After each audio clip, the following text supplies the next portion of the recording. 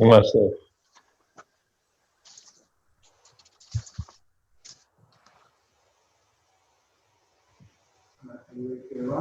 Yep, we are. We're well and truly ready. Okay. Are you right, Stephen, to start recording? Yep. Okay, welcome to this ordinary meeting of Hunters Hill Council number 4477 on this 27th of April 2020. I'd like to acknowledge the traditional custodians of the land on which we meet and pay my respects to their elders past and present. Start with the prayer. General Manager. We thank you, Lord, for the honour of being called by our fellow citizens to this office of honour and trust. Give us grace, diligently and honourably, free from private interest or prejudice, to discharge the duties entrusted to us, to the common good and as in your sight, through Jesus Christ our Lord. Amen. Amen. Thank you. Welcome to tonight's meeting of council. This is the first council meeting to be run under the new COVID-19 emergency arrangements. There are many things which need to be done in a different way at the moment, and this is just one of them. Many council and senior staff are attending and participating in the meeting via audio-visual links, whilst members of the public are viewing the meeting through a link provided on council's website. The arrangement put in place by council are in line with the legislation recently enacted by the state government to assist the efficient and effective operation of council meetings during this difficult period. Whilst members of the public will not be able to participate in the meeting process in real time, an opportunity has been created for the public to send their submissions about individual items on the business agenda and for those to be read out by council staff prior to discussing each item. I seek your patience and understanding should issues occur whilst we are adapting to the new arrangements. We will certainly attempting to do our best in trying circumstances. And if you are watching, there'll be a short recess at 8 p.m. tonight as we have a break, and we'll be away no more than 5 minutes. Please be assured that any councillor or member of staff who is physically in attendance at the meeting tonight are appropriately practicing social distancing. Tonight's meeting is being live streamed as well as audio and visually recorded for the purpose of providing a record of public comment of the meeting, supporting the democratic process, broadening the knowledge and participation in the community affairs, and demonstrating council's commitment to openness and accountability. The recordings of the non-confidential parts of the meeting will be made available on the council website once minutes have been finalised. No other persons are permitted to record the meeting unless specifically authorised to do so by council. Councillors are requested to ensure their comments are relevant to the issue at hand and to refrain from making personal comments or criticisms. It is noted that members of the public wishing to address the council meeting have been requested to provide their comments to council staff prior to the meeting, and we'll read them out to you. So, I don't think we have any apologies tonight, is that correct? Councillors, are there any declarations of interest this evening? Could we, Councillor Collins? Yes, 4.4 and 4.11, non-pecuniary, non-significant. Thank you, Councillor. Are there any other declarations of interest? No, I'll move to the minutes of the previous meeting. Have you all had an opportunity to look through those minutes? Do I have a mover? Move Councillor Williams, seconded Councillor Miles. Any discussion? I'll put the motion. Those in favour? Against? That's carried unanimous. Thank you. We move on to item 2.1. Acknowledging the efforts of Hunters Hill Council staff. Now, this is really important. I've had an opportunity to speak to some of the staff over the last couple of weeks, and I've thanked some of them personally. But it's been a really tough year, and they've put an extraordinary effort over the last 4 weeks. So our year continues to test our communities beyond fires and drought, and as we now face a global pandemic in the form of COVID-19. The pandemic's impact has been significant and far-reaching as we all strive to keep our community and livelihoods safe.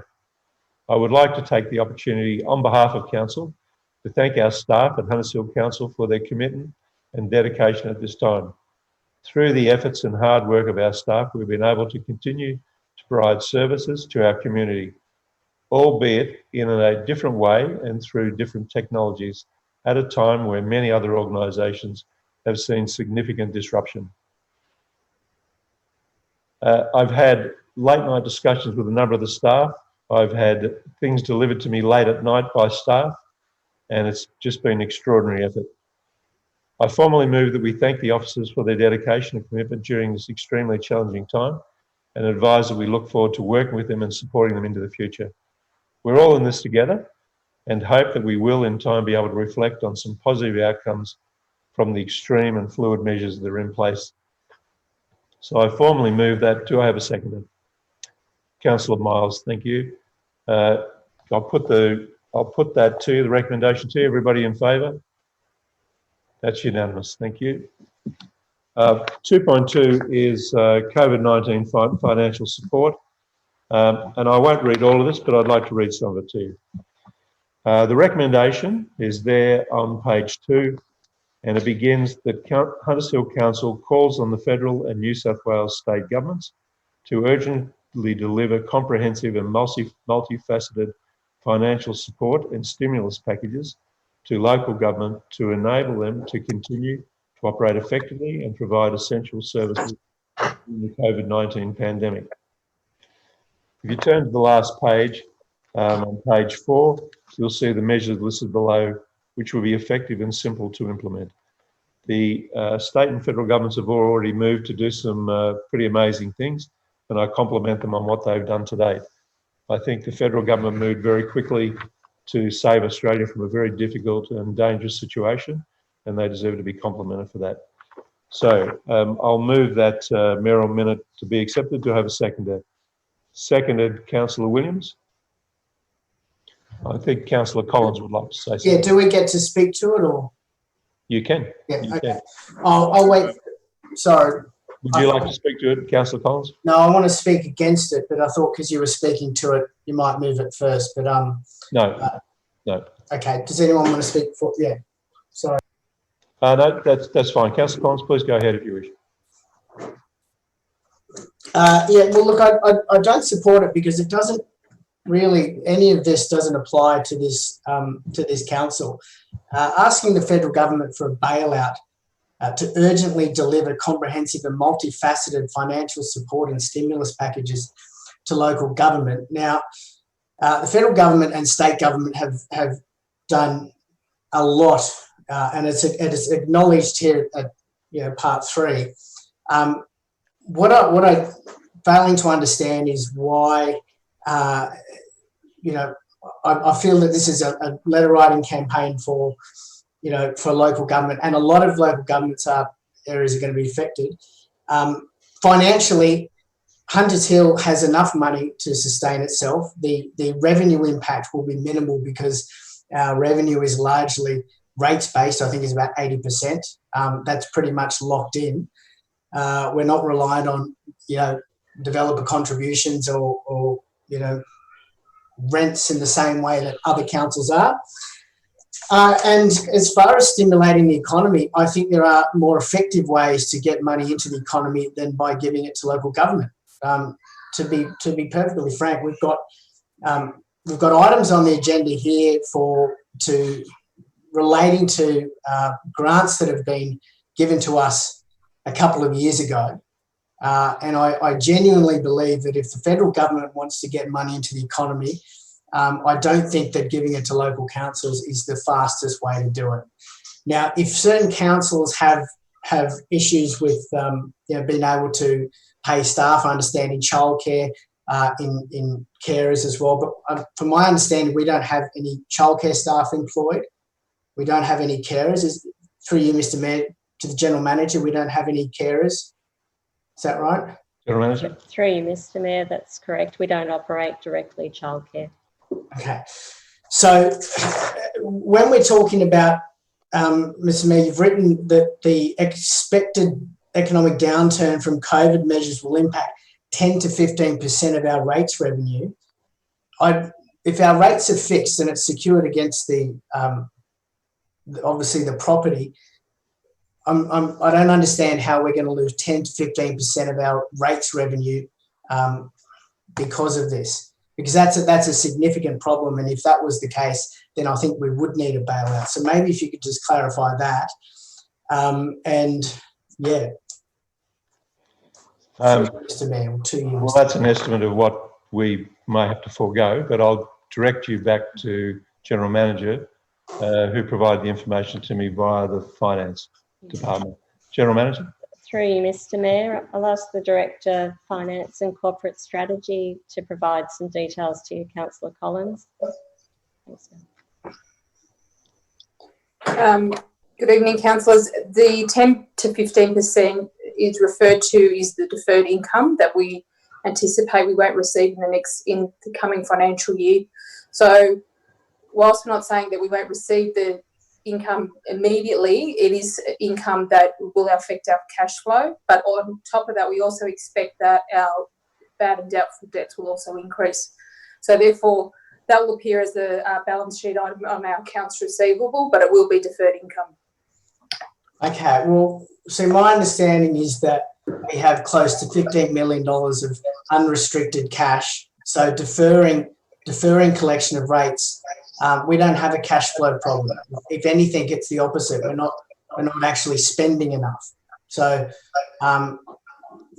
the idea that we need injection, federal government has borrowed money to put into the economy, for job seeker and stimulus to keep things going. If the federal government were to give us $1 million, it would just go into our bank account, and they're borrowing money to give to us so that we can put it in our bank account. There's no projects identified that we would, so it's really just putting, I believe this motion is just putting our hand out for money with no justification for it. And I think it's not relevant, and we do it every time at all these local government conferences, and I think it's opportunistic. So I don't support it. Okay, thank you, Councillor. Does anybody would like to speak in favour of the mayoral minute? Councillor McLaughlin. It's just more of a clarification. As I understand it, this mayoral minute has been superseded by some announcements from the federal government, from the state government, that they are injecting $112 million into local government. Is that correct? There were some announcements made yesterday. Yes, that's correct. So some of that is covered by what your mayoral minute is saying? It is. Yes, okay, thank you. The mayoral minute was written about Wednesday last week. The specifics on that? Is there anybody wishing to speak for? Councillor Williams. Yes, Mr. Mayor. I think that it's important that council support the local government industry in general, which is more than just our council, in being able to identify needs that we have as a local government community. It is clear that there will be some impact by COVID-19 on our finances. There's no doubt about that. And saying that it have no impact, I don't agree. I think this is a well-structured report that will enable us to articulate to the relevant people in government, and I'm not immune from having a need for an injection of funds where every other industry in Australia is receiving that. We are going to identify later on that we have a direct impact by COVID-19 financially, and I think it's responsible of council to ask for those elements which you've raised in your report. For many years now, councils have been under-resourced by both federal and state government, either through rate pegging or through an unreasonable cut of the FAGS grants. It's much lower than what is required by councils to sustain themselves, cost shifting and a whole range of other issues which impact on our finances. And having COVID-19 on top of that, I think is worthy of some contribution by other forms of government that have the capacity to provide that support. So I endorse your recommendations, Mr. Mayor. Thank you, Councillor Williams. Is there anybody else wishing to speak against? Councillor Miles? Yes, Mr. Mayor, can I just clarify a couple of things first, though, through you, or to you. This is obviously something that has been sent around by local government New South Wales that is a broader campaign, isn't it? This is not something that we've drafted or that you've drafted. It's been put out by, some of the words in here were suggested to us by local government New South Wales, and this is partly to support local government in general. Yeah. See, the issue, I'll speak against the motion. The issue I have is that as Councillor Collins said, the federal assistance grants, were they to be increased, I don't think that that's a very intelligent way to get money back into the economy. There's a couple of things in here about council employees that again don't apply to us. There's TAPE and VET funding that's already been addressed by the state government. And quite honestly, we have a very minimal impact coming to us, and there's a report later on about the financial cost of COVID, of us waiving some fees and things. The federal government's just put in around $350 billion into a stimulus package for the economy that is likely to be closer to half a trillion dollars by the end of the stimulus. You've got the state government with its second round stimulus package coming out 2 weeks ago or so. We are, as a council, going to take a hit to our budget. We're going to take a hit to our budget of less than 1%. That's what's projected in the report that's coming up a bit later on in the business paper. So for us to be sticking our hand out when we're going to be impacted less than 1% of our annual budget, I think is a bit rich. Were we to have staffing issues that meant that we should be entitled to these things, it would be a different story. That's the only place where I think that this would be relevant, is if we could get staff potentially on the JobKeeper payment. But as I understand it, we're not going to have a 30% decrease in the collection of our rates and in our charges. So our staff and our organisation wouldn't be eligible anyway for JobKeeper. So I just think that this may be relevant to many other local government bodies, but it's not relevant to Huntersville. Thank you, Councillor. Anybody wishing to speak in favour of the Merrill Minute? Okay, I'll put the motion. Those in favour? Against? So all in favour except Councillor Collins, Councillor Miles. Thank you, councillors. I have two messages, condolences. One's in the business paper, but I might read another out first if you'll allow me. I'm sorry I've only received the information today. So great regret that I announced the death of a Huntersville resident, Mrs. Evelyn Dill McKay.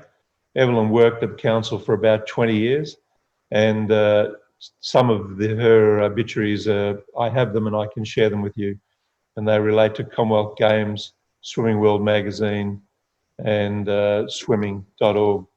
Evelyn's son Richard and wife Sue, nee Landels, former Olympic swimmer, also live in Huntersville and were co-founders of the Huntersville Swimming Club in the 1990s.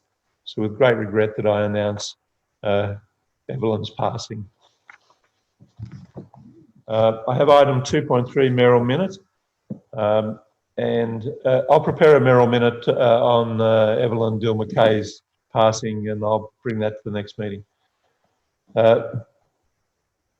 It's with great sadness that I let you know that Gary Trail has passed away. Gary Trail passed away on Saturday evening, April the 11th. He died peacefully after being diagnosed with a serious illness only a few months earlier. I saw Gary only 3 weeks ago with his wife, and he was looking quite well only a few weeks ago, but obviously he was quite unwell.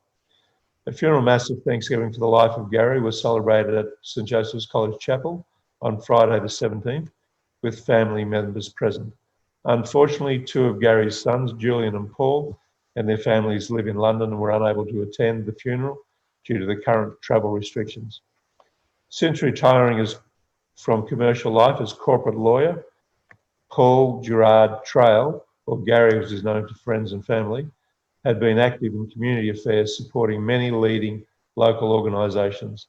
Gary was a director of the Hunters Hill Respite Centre at a time when the organisation was merging with Gladesville Community Aid and Information Services and the Brain Injury Respite Development Service.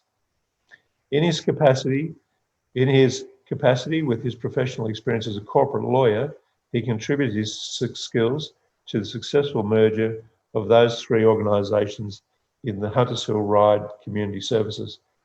Gary was also director of the Hunters Hill Ride Community Services and served as vice president in 2008, and most recently as president from 2013 to 2015. He also chaired the Hunters Hill Ride Community Services Development Committee and was instrumental in the establishment of the new services for the benefit of Hunters Hill residents, including establishment in 2010 of the annual Christmas lunch for isolated residents, and in 2012, the establishment of the men's shed.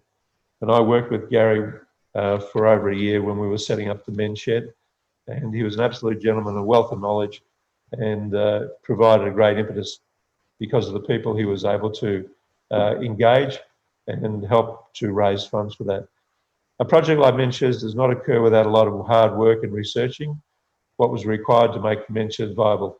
Securing funding, sponsorship, and undertaking fundraising activities, securing suitable premises, which were kindly donated by the Catholic Church, fitting out the shed, and setting up a management structure. And I was very fortunate that I was able to work with him. Gary was also a member of Hunters Hill Mixed Probus Club, the Hunters Hill Historical Society. He was a parishioner of the Holy Name of Mary Parish, where he served actively as an acolyte and in recent years as a Eucharist minister. He had been a parish councillor, including serving as chair of the parish council. Gary has also been involved in the Hunters Hill Food and Wine Festival.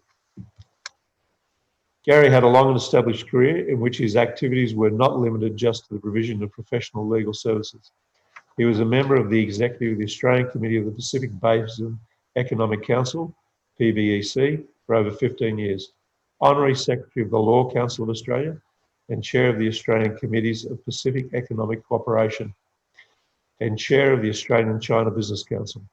In 2016, we were delighted to honour Gary Trail with Australia Day Award as Citizen of the Year. On behalf of Council, I extend to Gary's wife Susan and their family, Julian, Elizabeth, Christopher, Catherine, Paul and Mark, and their respective families, our sincere condolences as we fondly and formally remember their dearly loved husband, father and grandfather, who contributed so much to our community. It was important that I read that out in full because he was a man of many achievements and he contributed in an incredible way to our society. And it's a terrific loss for our community.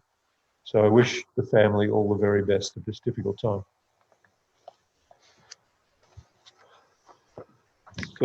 I'll move that motion. Do I have a seconder? Thank you, Councillor Williams.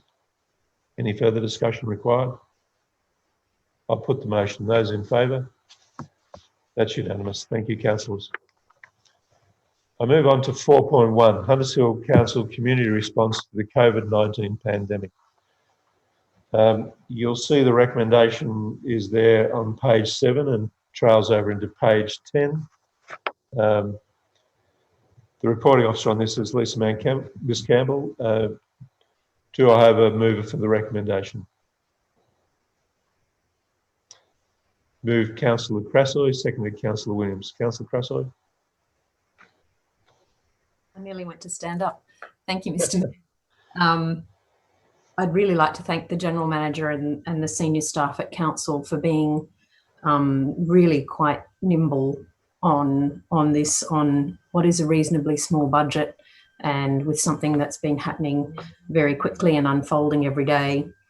And as we receive different support from the different levels of government. It's really comprehensive. Everyone's had a read through it, and while there may be more we might need to do down the track, I think just a really excellent and safe way to be operating as a council at this stage. So congratulations to the General Manager and the team who've put so much thought into this support for our community. Thank you, Councillor. Is there anybody wishing to speak against the recommendation? For the recommendation? Councillor Miles. Right, Mr. Head.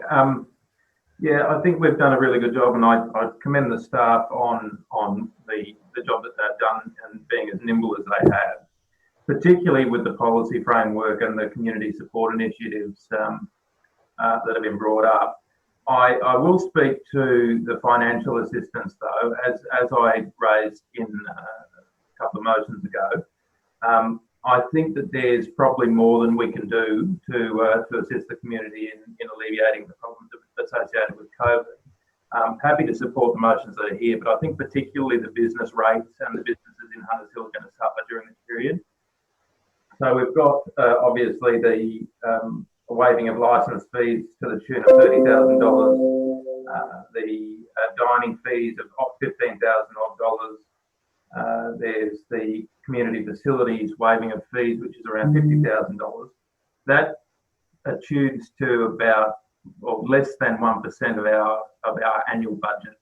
I think that in a time where you're going to have rateable businesses, particularly in Hunters Hill, that can't operate, that have had to either close shop and have their staff put on JobKeeper or apply for alleviation in many other respects and rent relief. We need to be conscious that we shouldn't probably be rating those businesses in this year, given what they're going to go through. I think this is particularly going to be a really difficult time for retailers, and I think there's many businesses in Gladesville, Baronia Park and Hunters Hill Village and in places like Woolwich that have either had to adapt and are suffering or have had to close their businesses completely. So I just think, although I'm supportive of everything that we've been doing so far, and I'm supportive of the measures that have been put in place, I do actually think that we need to go a bit further in giving some business relief, putting together some business relief package, because I don't think this goes far enough. And I think really when you're talking about 1% of our annual budget being waived or fees being deferred, we're not talking about Hunters Hill Council taking a big hit here. We're talking about a lot of work being done, as I said, on that community focus, which is great, and on the policy. But I think that there's probably a financial aspect that we haven't delved deeply enough into that we need to assess and probably bring back to another council meeting. Thank you, Councillor. Does anybody wish to speak against?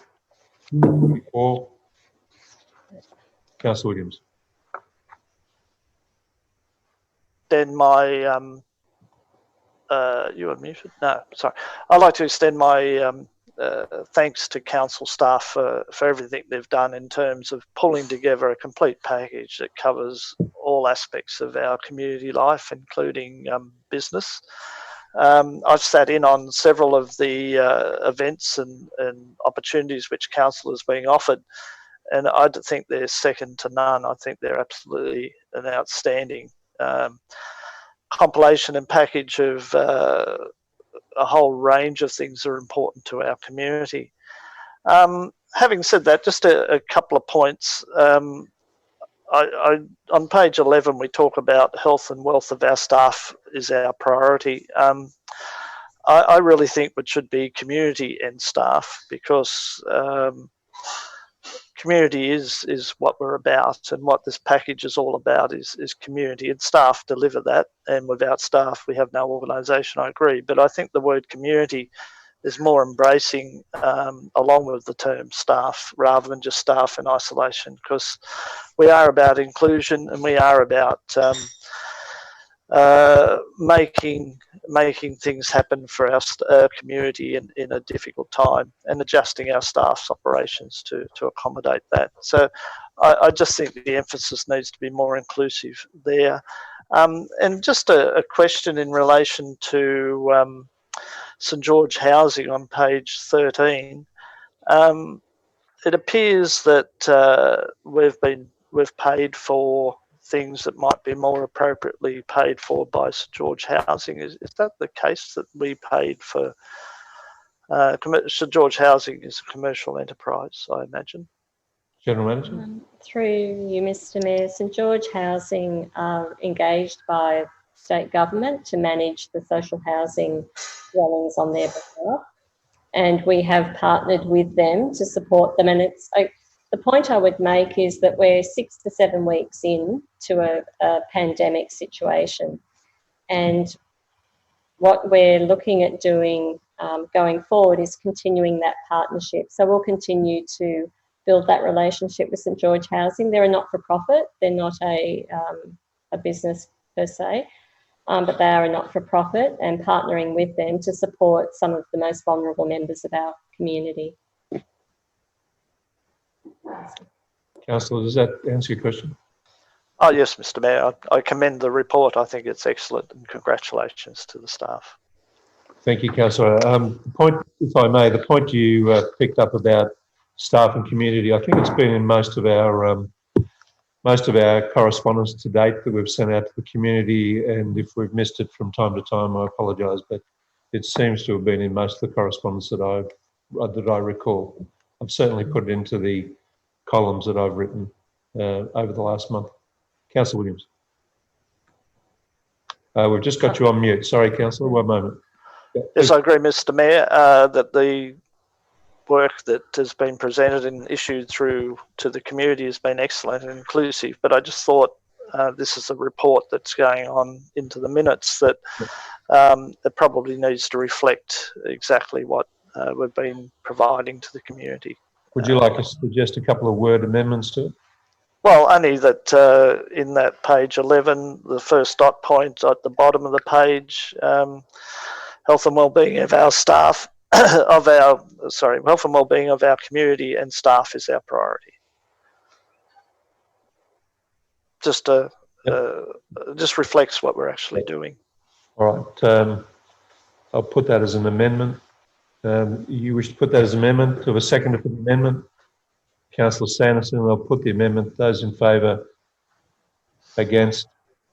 That's unanimous. Thank you, Councillor Williams. So go back. So we've got the amendment. That was the amended motion. I've forgotten who put the motion. Could you remind me? Councillor Crasso put the motion. So, Councillor Crasso, are you happy to accept that amendment? That's a yes. So No. Yes. Oh, sorry, Councillor Crasso, you wouldn't have right of reply. Just on the amendment, Mr Mayor, I just feel like it is actually already covered. I don't mind it being there, but I do quite like that there is that sentence about the priority for the staff. The 1, 2, 3, 4, 5, 6 paragraphs above that dot point speak to our community, and several of the dot points after it speak to the health and well-being of the community. But I sort of got the feeling, and perhaps through you, Mr Mayor, the General Manager might answer this, and if it's not the case, fine, but I got the feeling that it is important for us to acknowledge the staff in that one single line dot point as being critical to the organisation. All above it talks about the importance of our community and about how Hunters Hill will recover if we keep connected and take care of our people, etc. So I don't think anyone reading it could feel that the community aren't at the top of the priority there. But if everyone wants it in there, that's fine. I quite like the sentence. All right, thank you. So I think Can I just say something? Councillor, General Manager. Sorry, through you, Mr Mayor, just to clarify that, and I take Councillor Williams' point in the body of the report. The recommendation doesn't actually reflect that in the actual the recommendation before the council. So, but I do take your point, and we'll continue to reflect that in our communications, Councillor Williams, but I don't know that it's actually an amendment per se.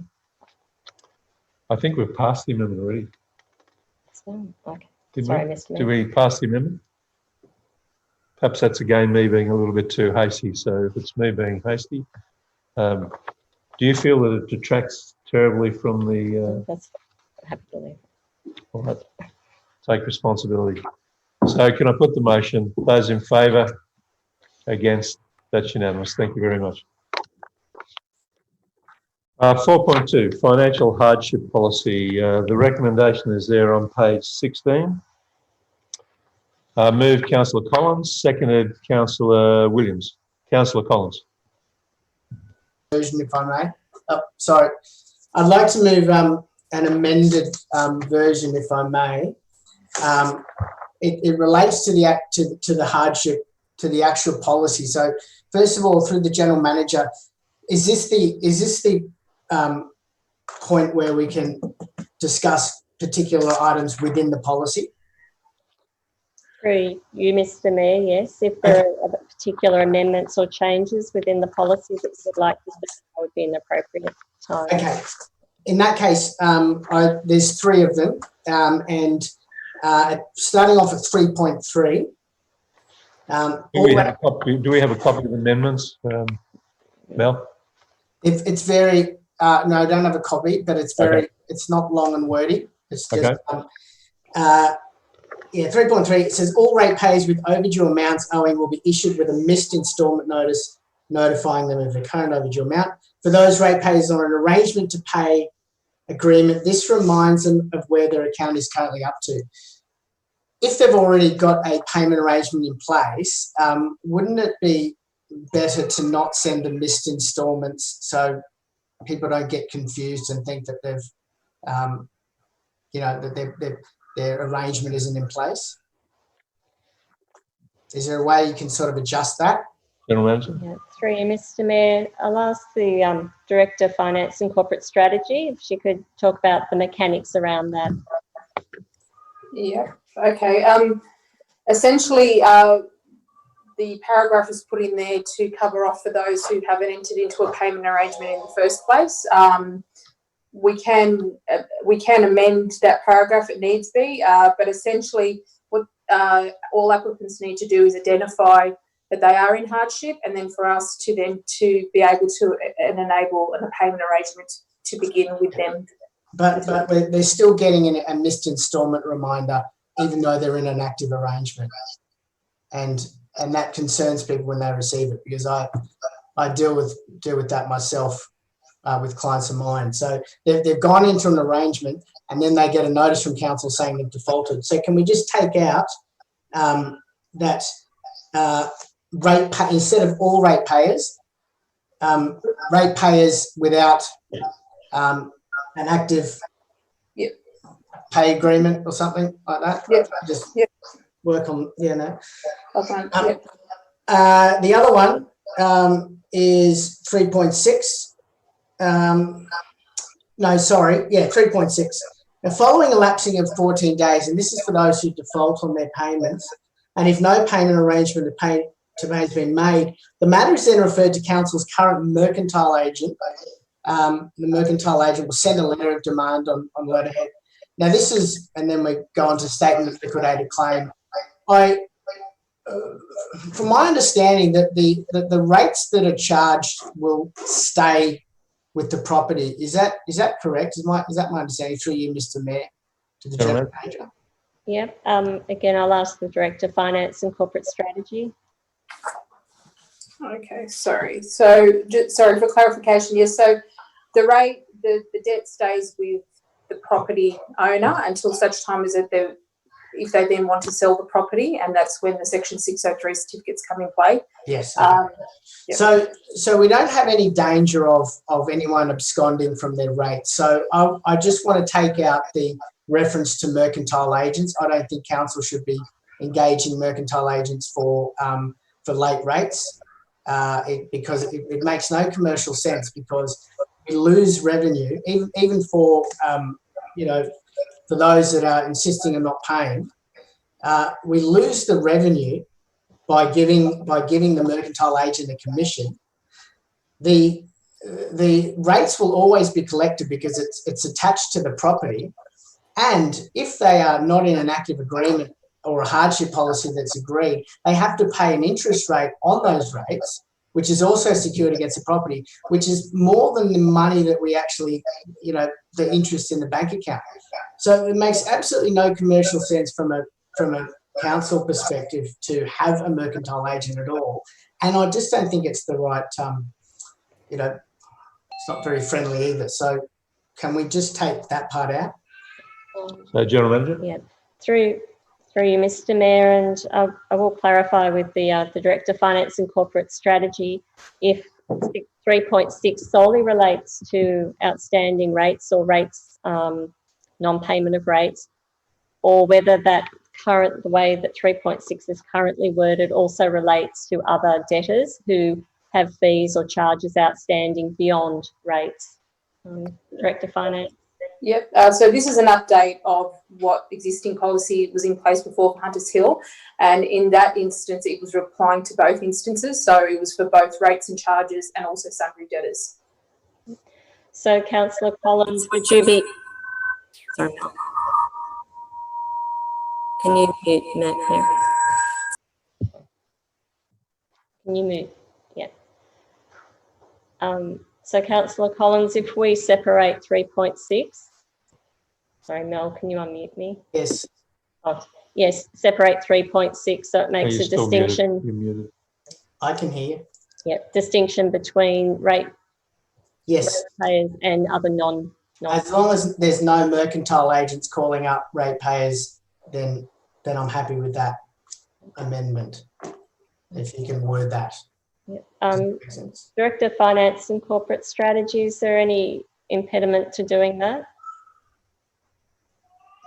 Oh, sorry. No, there isn't. No. Okay. Just lost you just for the moment here. Councillor Collins, is there something extra you would want to add? Were there 3 points or two? Yeah, there's one more. It's a minor one, and that's 3.7.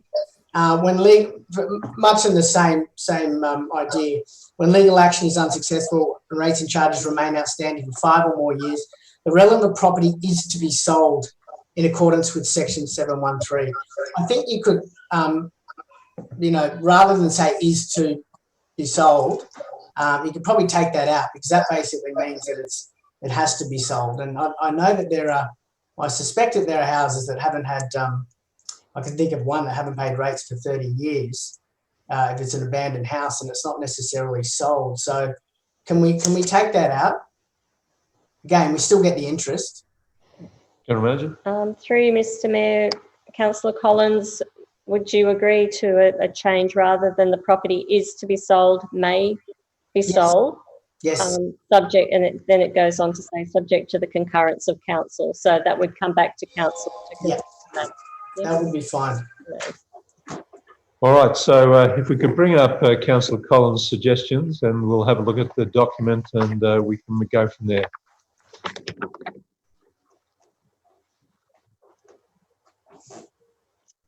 Can everybody see that? Can anybody not see that? Anybody not see it? Yeah, Councillor. Councillor Crasso, you can't see it? She can, okay. All right, just give us a minute to read through it.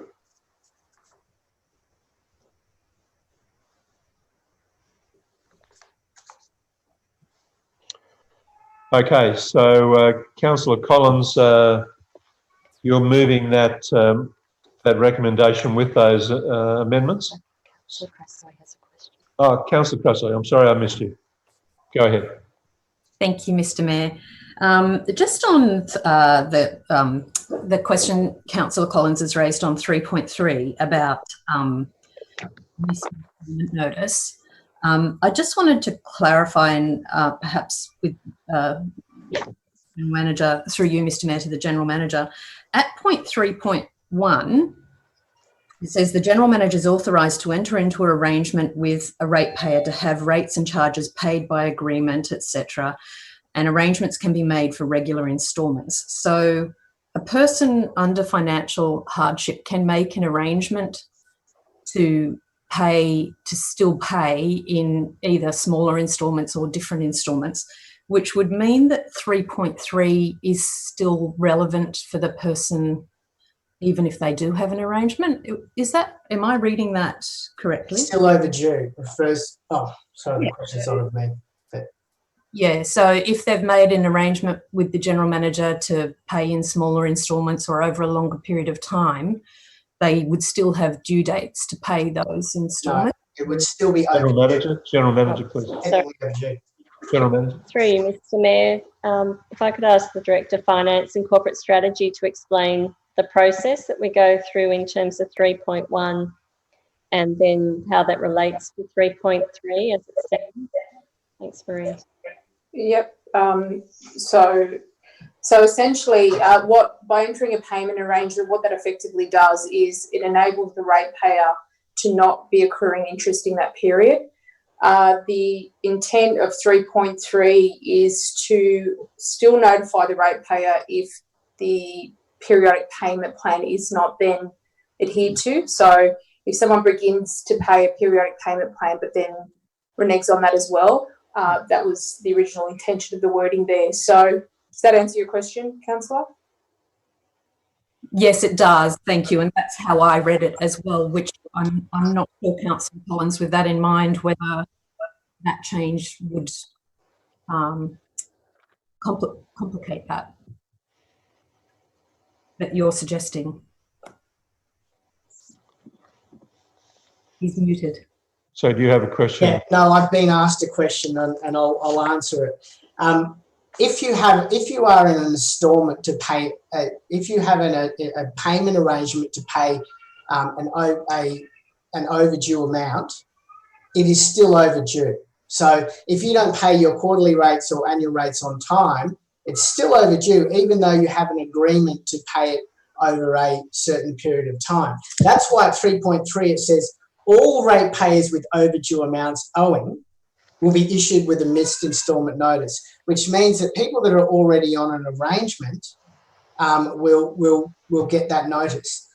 And that's why it also references straight after, for those ratepayers on an arrangement to pay agreement, it reminds them that where their current account, their account is up to. So people that have an active payment arrangement in place will still be getting their quarterly, an overdue rates instalment. That's why it says for those with an arrangement to pay, this reminds them of their account is up to. So what's going to happen is people that are the way this policy is worded, people that have an arrangement and have got that in place will still get a missed, when their next instalment becomes overdue, they'll still get a payment. So,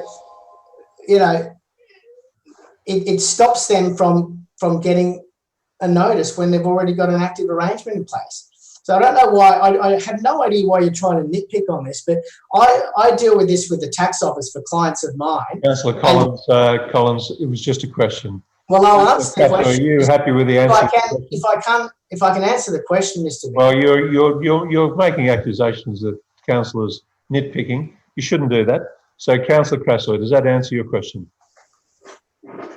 Well, it does give me Councillor Collins' answer, but the advice that we just got was slightly different to that of the intention of that 3.3, and even if a person has an arrangement to pay, if they fall late on the date that they're meant to pay under their arrangement, they get a reminder. That's how I'm reading that, and that's how it was just explained to us by the officers. So I just want to be sure that if we take, it's fine because you are an expert, as you say, Councillor Collins. So if you're certain that we're not getting a little confused here. Well, I'm not getting confused. It's instead of saying basically every opportunity, an overdue amount will be issued with a missed payment. So the wording simply means that somebody that has an active payment arrangement in place is not going to get a missed instalment payment. That's all that notice. That's all it means. It doesn't mean anything else. All right. Err on the side of caution, and let's just get the policy right. Thank you. So, Councillor Krasoy, I think I will defer to the General Manager and ask her to help you here. So, Councillor, General Manager. Mr. Mayor, so as I understand, the concern is reissuing another reminder when the person already understands there's a requirement to pay. So if Councillor Collins is comfortable, Director of Finance and Corporate Strategy, can you suggest some wording to that effect? So basically it's suggesting that we don't unnecessarily reissue reminders if payments are being made. Yep. So look, what we can do, I guess, is as first suggested with 3.3, we can delete the first sentence, but we perhaps will just add the words in to say that a reminder will be sent if you don't pay on the due date of the agreed payment plan. That's the intent. That people understand that a payment plan still needs to be adhered to by a due date, whatever the final agreement is. So, Councillor Collins, would you, if we can reword it to achieve your intent? Mel. In this way they can. So that's fine. Okay. So, Councillor Collins, you moved the motion and with the amendments. Is there anybody wishing to speak against? Anybody wishing to speak for? Can I put the motion? Mr. Mayor, Councillor Williams. in terms of 3.3, I just heard that we're going to make it just for those ratepayers that are under payment agreement. But I thought the intent of it was also to ensure that ratepayers who are overdue and don't have a payment agreement are able to receive an overdue notice. To me, there's two separate issues there. Not trying to make that paragraph into dealing only with ratepayers under payment agreements. Question for the General Manager. Through you, Mr. Mayor, to the Director of Finance and Corporate Strategy, could you come up with some words that makes that clear, please? No pressure. Yes. Okay. So, sorry. Councillor Williams. Just so I'm clear, how would you like this paragraph amended to then? I think the intent is once a payment agreement has been established, then those due dates are still are in play. It's still a legal agreement, for want of a better word. So there's still an agreement between the ratepayer and the council as to their payment plans. So is there something further that needs clarity there? I'm a little bit.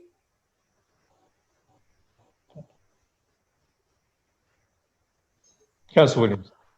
Yes, Mr. Mayor. My reading of that paragraph, it deals firstly with overdue amounts, and then it deals with those under ratepayer arranged payment agreements.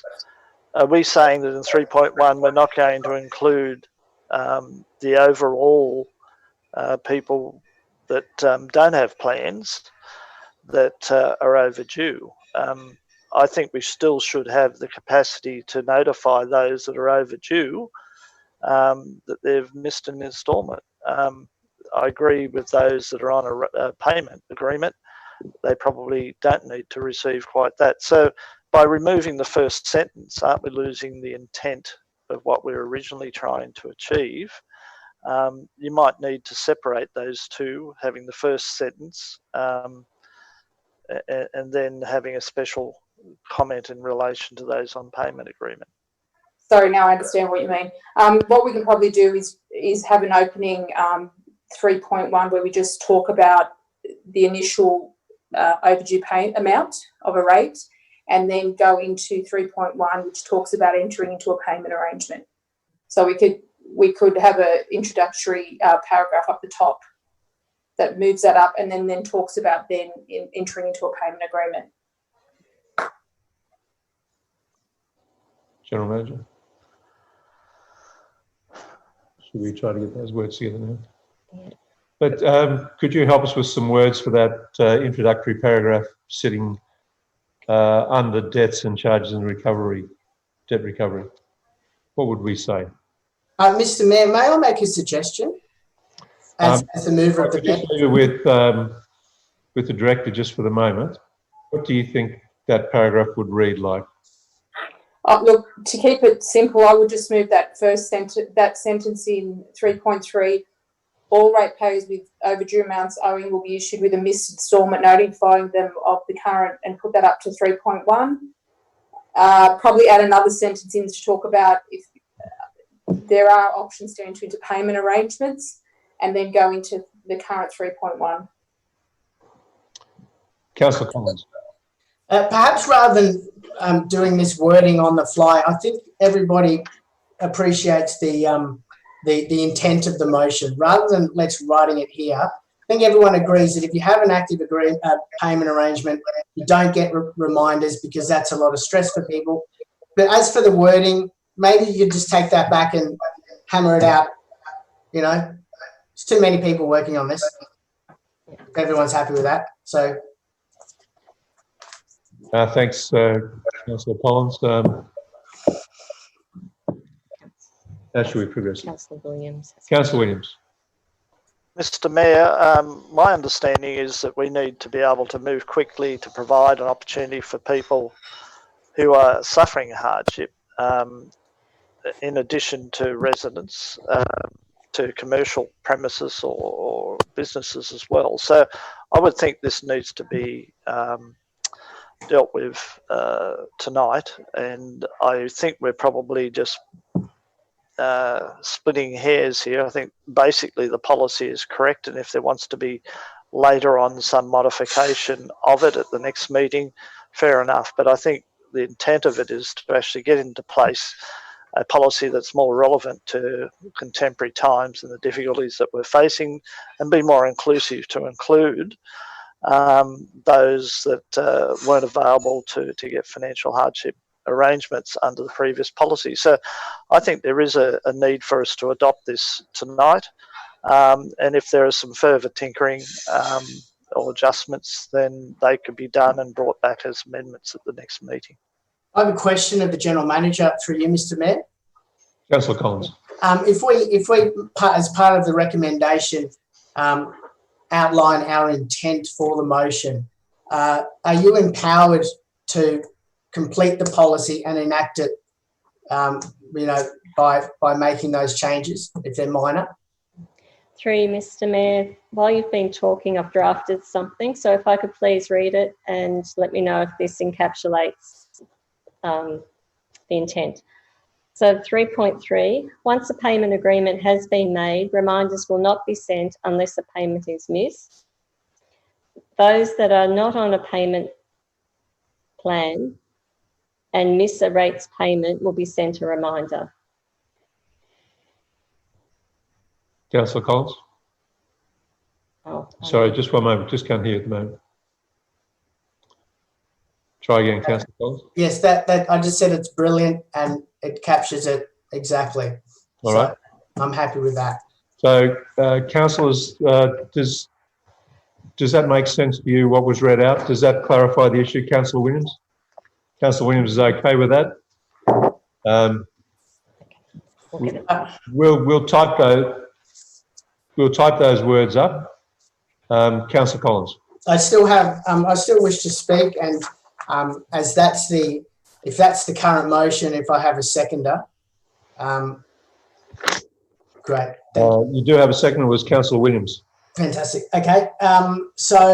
Look, there's only one other amendment that I'd like to make, and it's very minor, and it's not to do with the policy or the recommendation, but we've been sent through the hardship applications. So the General Manager, how would we deal with aspects on that? General Manager? Through Mr. Mayor. So if councillors have suggestions for wording, I've already had a suggestion and a question from one of the councillors. So the focus of the council should be on the policy, and then the form is how we operationalise that policy. So if there are particular words or things that need to be clarified, please, you can let me know. Perhaps if I can outline the issue I have with the form. It's not a typo, but it goes to the policy of it. The first part is that is asking business to attach supporting documentation which demonstrates reduced turnover or how the profit or loss of your business. We don't have a lot of commercial ratepayers. I don't think it's necessarily going to be a policy that's going to be abused. I know that getting that kind of information is costly because it would require an accountant to come and provide all this information. I think it's reasonable for council to be able to assess these applications without businesses having to send in their financial statements, which I don't think is really any council's business. If a business is claiming hardship, I think almost every business in Hunter Hill is claiming hardship. So perhaps we could just have the honesty system on this particular one. Is that reasonable? Mr. Mayor, I'll ask the Director of Finance and Corporate Strategy to make a comment. What I would say is we're trying to be compassionate and empathetic about the situation we're in, but also ensure that there is a level of governance, and we can be assured it is a genuine request. So councillors, generally speaking, with hardship applications, and we've done a bit of a desktop review on other organisations who've done similar things like that, there is normally supporting information provided. So other councils have asked for things like income and expenses, how those have been affected, for commercial and business ratepayers, whether they are actually tenanting the property elsewhere and if it's vacant. So we've tried to strike the balance between not being too intrusive of information, but if we don't ask for any supporting information, we still need to be seen to be qualifying why we're providing that assistance, and that we're not just providing assistance to a business for favourable terms to one particular business. So just, very quick example, if a hospitality business is doing well in takeaway receipts, I'm not saying it will be the same as pre-COVID, there needs to be some sort of substantiation that they have been impacted. So that was the intent of putting that wording in supporting documentation. Councillor Collins, just one moment. Councillor Collins. I understand the intent. When you say seem to be doing, look, as someone that has to write these letters for people and to produce these documents for various organisations to prove hardship, I can tell you that it's not a pleasant process for anybody. We are simply asking for, this policy will apply to just deferral of rates. It's not a huge amount of money. I think that we don't have a huge revenue base for commercial rates. I think it's about $250,000 of rates and $250,000 of garbage charges, all that kind of stuff. So we're not talking about a massive amount of money. I don't think it's going to become an abused process. It is simply allowing businesses to just enter into arrangement without, in a sort of dignified manner, without everybody, just asking for everything, because it will actually cost businesses more money. I know, because a lot of accountants charge for this kind of stuff. So, and by the way, it's council. I mean, it's not really councils. I understand that it's got to look as if it's prudent, but I mean, I don't know who's going to be making those decisions about whether or not someone can afford something based on their profit and loss and balance sheet. And I understand the objective, but I propose the motion that we trust our businesses and leave it. So I'll just put that one. And the other one is that there's on number 3, they've got a nature of hardship, which is owner operator. There's also landlord only. But there's nothing for business operators under lease who are generally responsible for the rates. There's no section for them to apply. So I don't know how that can. Are they not entitled to relief? So, Councillor, just to bring us back onto track again, we've got a mover of the motion. You've made some suggestions to go into the motion that you're moving into the original one, which is on the floor, and you've got some suggestions for the future about how we get business to justify that. Is that correct? No, there's two further. Yeah, there's 2 further amendments onto the one that's on the floor, and it is basically around. Can we come back to the document again and let's have a look at it? Thought we were, but I'm looking at the application for financial hardship for commercial businesses. I don't think that's in the, that was sent to us. Not part of the documents. It was something that the staff are working on at the moment. Yes, okay. Applications for financial hardship for commercial businesses, I'll put the amendment then, will be assessed without the requirement to produce financial documents in cases where it's reasonable to do so. That allays any issues of it being, that's a suggestion. Do you have any further amendments to this yes. recommendation, to the policy or the recommendation? Yeah, the next one would be that we offer, we apply the hardship policy to commercial lessees who are responsible for the rates, commercial rates. Do you have any further amendments, Councillor? No, that's fine. All right. So, Councillor Williams, are you still seconding this motion with those amendments? No, Mr. Mayor. I was the seconder of the original motion by Councillor Crassoy. I'm not seconding this. Sorry, the original motion was by me, and the motion's already on the floor, and I'm moving an amendment.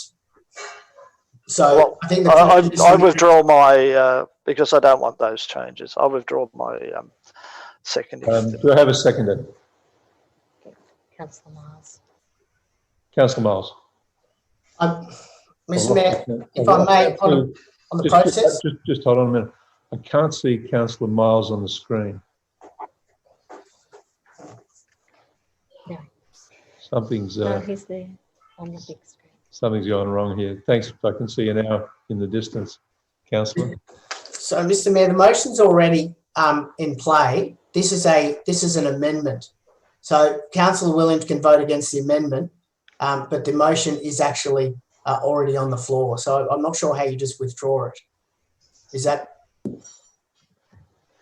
What I'm withdrawing is my seconding of the amendment, which I don't believe I did. I seconded the original motion, and I'm happy to second that, but I'm not prepared to accept all the issues that you've put into your. No one's, Mr. Mayor, no one's actually seconded the amendment yet.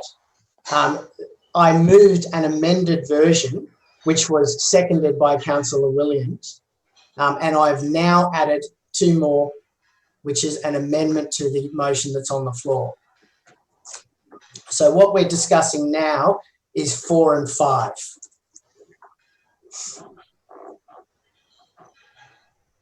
So Councillor Williams is saying that his impression was that he was seconding the recommendation, which appears on page 16. No, the recommendation was never moved. I moved an amended version. And you've continued to amend it. No, I moved it and then it was seconded, and now I'm amending it further. Councillor Williams, do you accept the original amendments? No.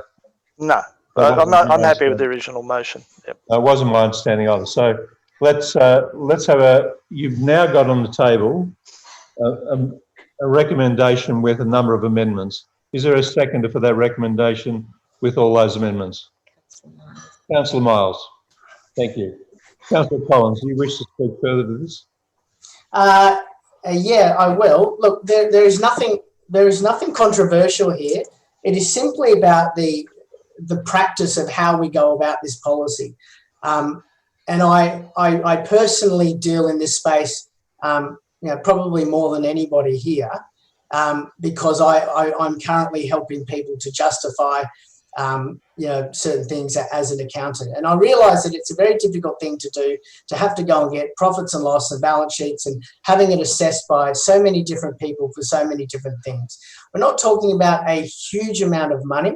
I don't think that we, that if we are relaxed about the way we provide relief in a dignified manner, without making people jump through hoops in order to get just a deferral of rates. I don't think people are just going to ask for it just for the sake of it.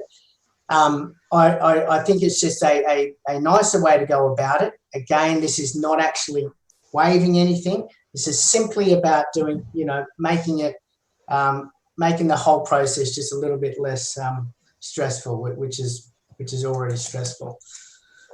So there is nothing controversial in there. It's simply about maybe, if I can use, having a little bit of trust that our commercial tenants, who I know are all doing it tough, will not seek to get rate relief or deferrals or enter into the hardship policy if they are not genuinely doing it tough.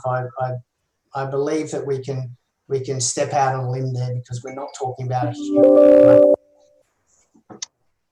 Thanks, Councillor. Anybody wishing to speak against the amended motion? Anybody wishing to speak for the amended motion? Councillor Miles. Thank you, Mr. Mayor. I think we do need to recognise that we're not talking about discounting rates or removing commercial rates. We're talking about deferring them. So we're not actually, all we're losing out on is the interest on the rates that would have been collected. So again, this goes back to the point I was making earlier, where I think that we need to think about how we are able to roll out rate relief in a logical way into the community that needs it the most. And Councillor Collins is right when he says, if you're going to pay an accountant, $400 or $500 to produce detailed financial reports to council to defer rates of, let's say, for example, $1,000 in the knowledge that you're going to be up for those rates in 6, 8, 12 months' time, it doesn't make any sense. I don't think that we should be putting up roadblocks to our commercial ratepayers to be able to access a deferral of their rates. At the end of the day, we're not taking a big hit out of this. And I actually think that we should be seeking legal advice on how we can actually discount the commercial rates. A comment was made before about some hospitality businesses may be doing okay. I don't know a single hospitality business in all of Hunters Hill that is doing a roaring trade. The major hotels are closed down. Most businesses can't operate in this environment. Some hospitality businesses are operating on skeleton staff. And to get nitpicky about the rolling out of a deferral on the rates at this point, when we should be encouraging people to take that initiative up, I think that it should be at the discretion of the General Manager. And I think that, I'm not going to nickel and dime over this stuff. end of the day, the general manager has the common sense to be able to tell whether or not a business is in hardship. And I can't, when I walk around Hunters Hill, see many businesses that are doing particularly well. So I think that, you know, we're talking about deferring rates here, not discounting them. I think that we should be talking about discounting rates, and we should be getting legal advice on that. That's an issue for another meeting. But Councillor Collins is absolutely right when he says that if we're producing or requiring the producing of detailed financial reporting, the same that you'd need to apply for JobKeeper payments, for example, that you're discouraging people to apply for rate relief that they should be applying for. I have a problem with council invoicing out commercial rates for businesses that have either shut down or are doing percentage points of their normal trade.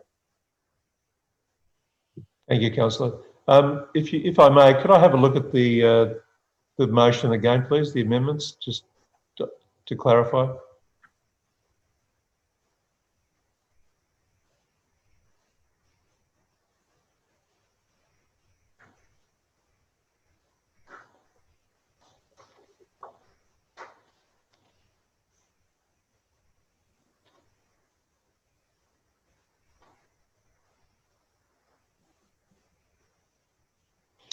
Okay, thank you. Could we go back to the other screen? If I may ask a question of the General Manager at this point. General Manager, do you feel that those amendments which relate to how we assess the claims, is that something that's workable? Through you, Mr. Mayor, I believe it is workable as it stands, and take the point that it is really important that we have a policy that's in place that is available to business and to residents as soon as possible, but also is respectful in how we administer that. And I think that the motion before you is manageable. Okay, thank you. Anybody wishing to speak against? I'd like to speak for it. Yep, Councillor McLaughlin. I'm not speaking against it. I was going to, thank you, General Manager, for just clarifying a couple of issues that I had. I do have a bit of an issue with council officers being solely responsible for what constitutes hardship and what doesn't. And I think that's why you have a process. The other thing I wanted to mention was that these people will be applying for these policies in conjunction with other business relief policies that have been put in place by the state and federal governments. And both the state and federal governments are requiring businesses to have all of that information in the background of those applications. So I would have thought that in a lot of those cases, the businesses would have those fees and figures available. So, you know, I don't think we shouldn't ask for them. I think we need to ask for them if they are readily available. But I do think there is a bit of an issue with council officers having to decide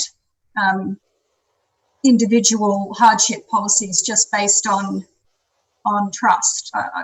To me, that just seems a little bit. It just puts them in a very difficult position.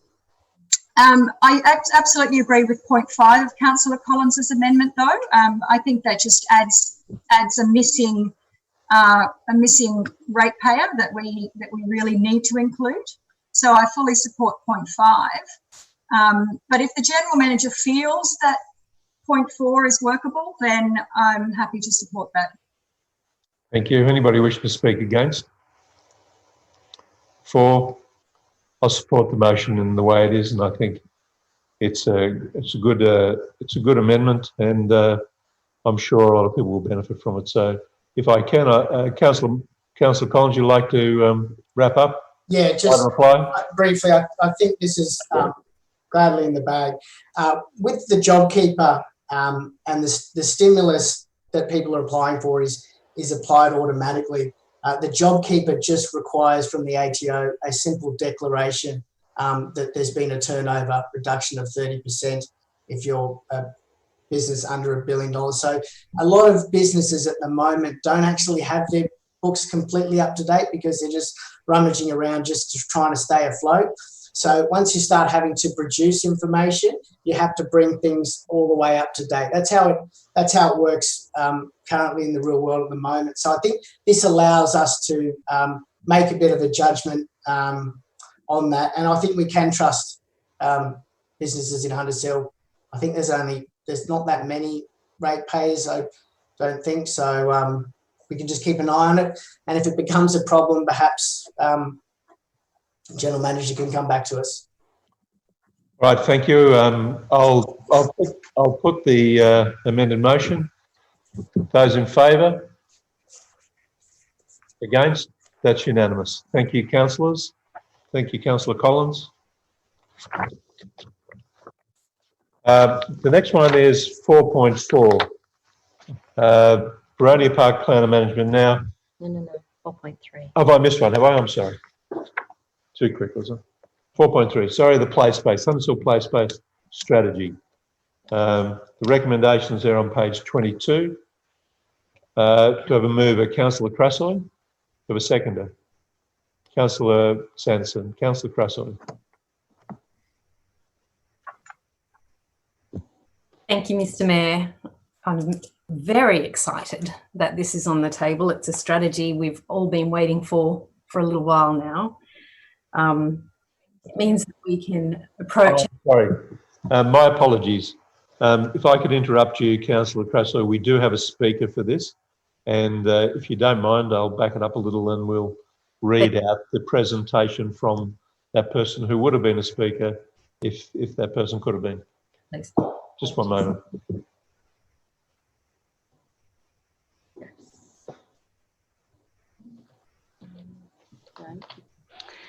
Okay, this is from Claire Conroy, and she says, "Dear Mayor and councillors, thank you for allowing me the opportunity to share my view. As many of you know, I am the mother of 3 children aged 8, 10, 13. My youngest, Evander, has a spinal cord injury and uses a wheelchair for mobility. All of my children are very active and are always out and about somewhere in Hunters Hill, or with or without our dog. Unfortunately, we are somewhat limited by the options available due to accessibility or suitability of facilities for all my children. I look forward to the adoption of the play space strategy that may enhance existing play spaces and ensure that new ones meet the needs of all members of our community, no matter what their ability. I commend that this play space strategy reflects and supports priorities of a number of regional and state documents, particularly the inclusion of New South Wales Everyone Can Play guidelines for inclusive play spaces. These guidelines were developed by a dedicated group of experts in consultation with families to ensure that a set of guiding principles could be adopted in the design and execution of inclusive play spaces across New South Wales. Utilising the Everyone Can Play document as a foundation to Hunters Hill Play Space strategy will set the council up for great success when moving from ideas on paper to the implementation within our community. Hunters Hill residents love nature, the fresh air, keeping fit and healthy. Above all, social interaction and connection is key to most of their physical activities. This has never been more evident than right now. During the COVID-19 lockdown, we have seen every day in our community how many people are out on the streets and in our outdoor spaces trying to exercise with their families in some way. Just working on my front garden during this last week, I was amazed with the buzz of walkers, runners and bike riders. This community essence and love of the outdoors is something very special. It should be harnessed and celebrated in our play spaces and related programs. Also essential to the success of the strategy is remaining true to the natural beauty of our local area. The bushland, animals and waterways are natural elements to incorporate into the council strategy. Evander has just got a clip-on attachment to his wheelchair, which we have been able to utilise to take him into more rugged areas. but it is essential that we are constantly questioning. How can we ensure that everyone can enjoy the natural beauty of our surroundings and bring it into the design of our spaces? I, like most mothers, struggle with the pull of technology, fighting for my children's attention. This is made even harder with a child who is often challenged by physical restrictions to his participation in activities in the area. This strategy aims to make Hunters Hill play spaces accessible, engaging, stimulating and enticing for all children, teenagers and the adults who accompany them. This is essential to the development of imagination, social skills, physical activity and relationship to nature for our local residents. Kind regards, Claire Conroy, local resident. Thank you for reading that. Councillor Crasso. Thank you, Mr. Mayor, and thank you, Claire, for that beautiful support of the strategy. Thank you also for the work that you have done with the committee and the rest of the committee members over the last couple of years, as infrequent as our meetings ended up being. I'm sure the council officers preparing this strategy know that they had our full support. I'd also like to thank Playfix consultants, Ryde District Mums for their assessment of our spaces, and of course our local kids and families who have lobbied us constantly and supported us. Not just the current playground committee, but the past playground committee who devoted many, many hours to fundraising and advocating to get the playgrounds that we do have in Hunters Hill already. So this strategy will take us across the whole suburb. It's a holistic strategy that strives to identify a range of needs within the community and a range of opportunities for engagement. It's underpinned by no less than 7 legislative and statutory requirements, by our own community strategic plans and by various local plans of management. It's very well informed and evidenced with population data and projections. So over the last 15 years, as our community have worked so hard and our play spaces have begun to age, a strategy like this will set us up to be in the right place to access funding and partnerships when they become available to our community. I should just quickly thank, and I know I can waffle, but I do want to thank Anthony Roberts, our local member, for the incredible document in the Everyone Can Play strategy that inspires the way we will design our play spaces going forward. And also Justine and John Perkins from the Touch by Olivia Foundation, who have advocated to the state and governments all around Australia to set a tone of inclusion in our country and to educate all of us about everyone's right to access these beautiful spaces in Hunters Hill. I think the document's well put together. There are a couple of typos and a few things to correct in there, but a strategy isn't something that's etched in stone. It's designed to guide us and inform us, and it's a very good document. I know that a lot of heart went into it from a lot of people, and I'm very proud that it's come into our council at last. Thank you. Thank you. Do we have a seconder for that? Yeah, Jim. Jim. Thank you, Jim. That's right. So is there anybody wishing to speak against the recommendation there on page 22? Anybody wish to speak for? Councillor Sanderson. Thank you, Mr. Mayor. I really can't add anything to what Elizabeth has just said. Clearly, a strategy in this area is incredibly important. I was going to ask Councillor Crasso if she'd be happy to accept the amendments I put in the draft that I circulated earlier in the day. It does highlight some of the problems with the drafting, and in particular in relation to the acknowledgement of country. So is Councillor Crassoy happy to accept those amendments? Have you seen them, Councillor Crossley? Here they are now. I have seen them, Mr. Mayor. Thank you. I would just ask the General Manager, because we've just gone through this over the last item, are most of these things that, because the recommendation here is that we adopt the place-based strategy, the report be received and noted. Councillor Sanderson's points, are they things that, do you need all those amendments to the motion, or can they be done within that strategy? General Manager. Through Mr. Mayor, we can deal with those as an operational matter. They're largely correcting, as you say, small errors or typos, or adjusting some of the maps where perhaps the locations weren't shown correctly. I'm sorry, I'm very happy to accept that. So it would mean that they weren't included in this, your That's fine. and we can deal with it separately. Thank you, Councillor Sanderson. Is there anything you'd like to say, Councillor Crassoy, in closing? I think there's no other speakers except that it's Councillor Collins. I'm sorry, Councillor Collins. Yeah, I'll just speak briefly to it. First of all, I want to thank the council officer responsible for putting this report together. It's fantastic and long overdue. And whilst I have some issues around it, it's not within the report itself. And so I'm happy to get this signed off for today.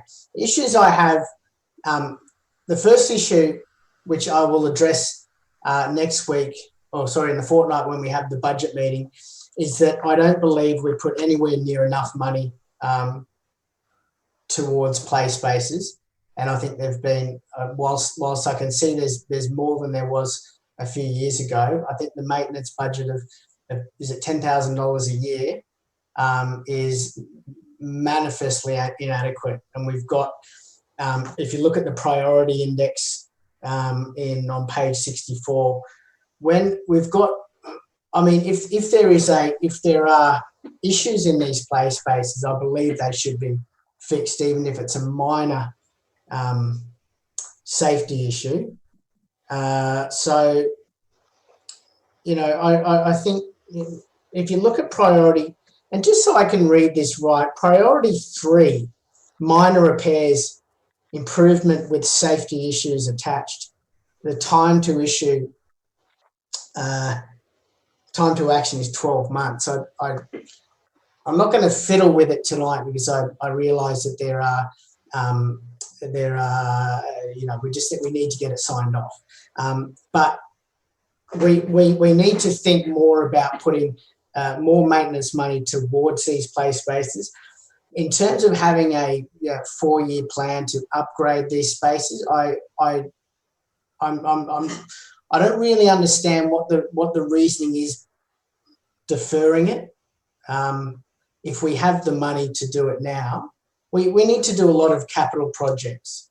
Okay, in 2015, this council sold a car park for a lot of money, and that money needs to be put back into the community. So we need to do more of these projects, and we need to bring them forward. That's something I'll address when the budget comes along. So I just wanted to flag that issue. The only other thing that I don't support is, and I've spoken at length to many people about this, and I've wanted to change my mind on it, but I can't get my head around building a playground next to a bat colony.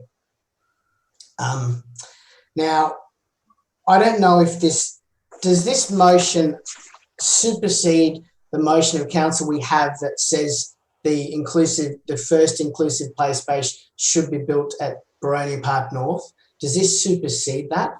Because my understanding is it's still in action. It's still in effective. I'll defer to General Manager. Thank you. Through you, Mr. Mayor. So the strategy recommends that the priority play spaces to be added, so new play spaces, are around Riverglade, Fig Tree and Huntley's Cove. So that's based on a spatial analysis looking at current distribution and also taking into account previous planning documents and current planning documents in place. I think it's important to realise or note that it is a 4-year strategy. And as you mentioned, Councillor Collins, we're currently preparing our operational plan and our supporting budget. And we have a 4-year delivery plan. And also, as Council is aware, we're currently reviewing our asset management plan, and that work is due to come back at the end of this month and will be fed into our budget process. Fantastic. So the priority within this strategy is Riverglade, Fig Tree, and Huntley's Cove, Huntley's Point. Okay, so that's fine. I think that if what you're saying is that might come to a later meeting, but I just want to be sure that this motion, if passed tonight in its current form, does not. From my understanding, is that we still have a motion of council that says that we're committed to building the first inclusive play space at Baroni Park North, upgrading the old one. Does this mean that it will be Riverglade Reserve? Is this the final decision on Riverglade Reserve? Because I'm not yet sold on it. So is that the case? Sorry, through you, Mr. Mayor. So the strategy before you tonight recommends that the priority new play spaces, and let me find,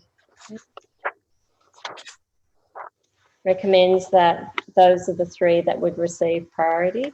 At the moment, and that's based on the distribution, the decision was made to focus on Riverglade because there are 2, looking spatially, there are 2 existing play spaces in Boronia Park, one at the top near Ryde Road and the other on the opposite side.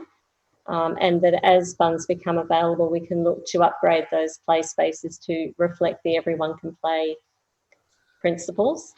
But the priority as recommended in this strategy is Riverglade, Fig Tree and Huntley's.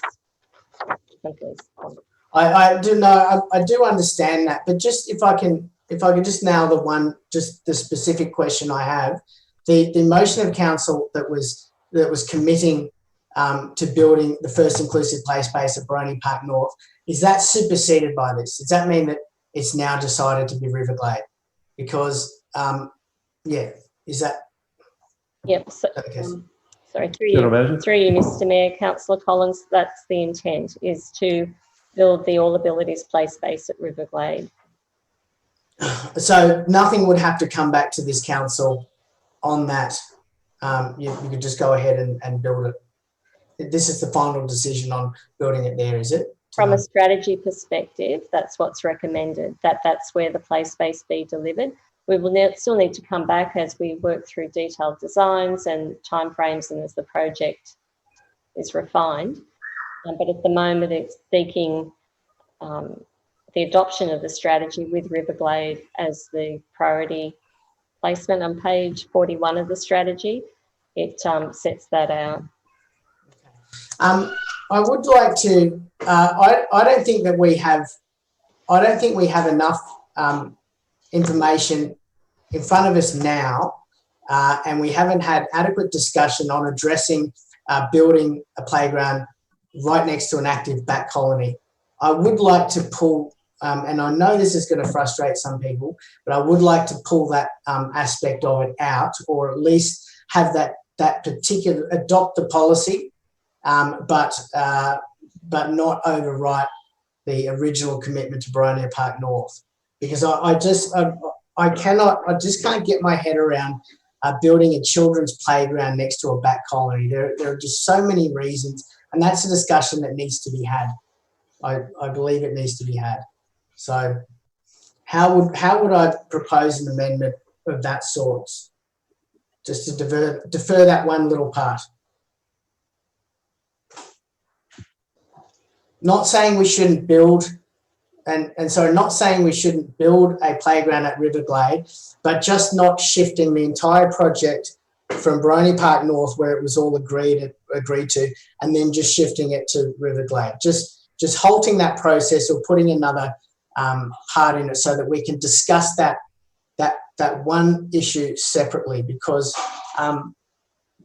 building playground next to a bat colony needs discussion. It needs discussion.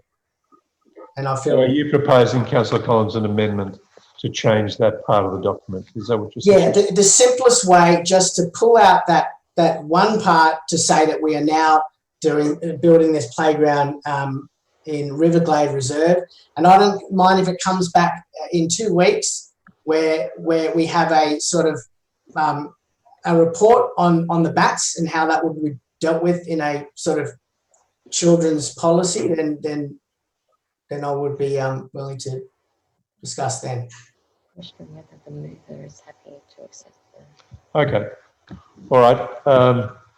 So are you asking the mover of the motion to change part of the motion? Or are you suggesting an amendment to the recommendation which is there? Or the documentation which attaches to it? I would rather just present my intent and if I could get the General Manager's assistance to perhaps achieve it in the simplest way without interrupting everything else. Just one little part, the decision about whether we're adopting a 4-year strategy for play spaces, which is fantastic and all-inclusive. It's just that one little issue of the bats next to the playground. Can we General Manager? that? Through you, Mr. Mayor, 2 comments. One is that the strategy does provide those 3 priorities based on the spatial distribution. Attached to that All Abilities Play Space is a grant that Council has received, and we have held that for probably close to 12 months. The concern is that if we do not lock down a location for this play space, we will lose that grant. And I believe that in announcing the grant was actually announced at Riverglade. I understand the concerns around the flying foxes, and I believe at the time when we originally did look at a play space at Riverglade that concern was explored. And that some information was provided on that, and it wasn't seen. There are perceptions, but it wasn't seen that there was a real risk in having a play space in that location. So the strategy recommends those 3 priorities tonight. It's up to the council if it wishes to adopt the strategy as it is, or if the council wishes to change that, and if there's support for that. Well, I think that's well. If I can speak to that, because Councillor Collins, yep. Yeah, it's up to you to make a suggestion. Look, I feel like this has now been that it's now been debated. What I'm actually now trying to do is to separate that issue. Now, just to make sure anybody that's watching, if anybody watches. The original motion of council was to upgrade Baronia Park North. Rather than build a new play space, it was to upgrade the one we already had. Now, what happened was that was passed and accepted by council over the Christmas break of I think 2018. It was switched, and the application was made to Riverglade Reserve, which was not the original motion of council. Now, the circumstances around that I don't want to get into, but the original motion of council was for Baronia Park North. One of the things that came up is that it turned out that the $200,000 grant was only applicable to new play spaces, and for upgraded play spaces there was only $100,000 available. So that was put forward as one of the reasons why they switched the location. To me, that's not a reason to make somewhere a better place. We need to assess something on its merits rather than necessarily just where the funding is. Now, there's Councillor, if I may just stop you just for a moment. Yes. I wonder if you've moved into debate, but you've asked a lot of questions, but you've moved into debate. I have, and I'm speaking. Sorry, go ahead. And I'm speaking to the motion, which I'm entitled to do. But we're not in debate at this moment. You're asking some questions. So Is there a change you'd like to see to this document, which could come as an amendment, which you might be able to suggest to Councillor Crassoy to add into the recommendation, or is there something you want to propose an amendment to be considered? If no one can suggest the simplest way to do it, perhaps I will add to the recommendation that at number 3 that council reaffirms its original intention to build the inclusive play space at Baroni Park North. If you could just reference that original motion or something to say that that's not being replaced. That's all. And then if you want to deal with it separately, then that can be done. Okay. So the suggestion is that council reaffirmed its original intention to build a play space at Baroni Park North. No, upgrade Baroni Park North. Right. to upgrade. Okay. Yes. All To right. make it inclusive. Let's see if we can capture that.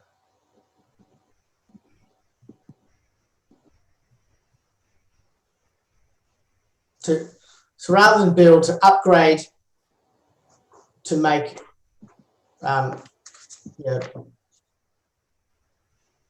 inclusive.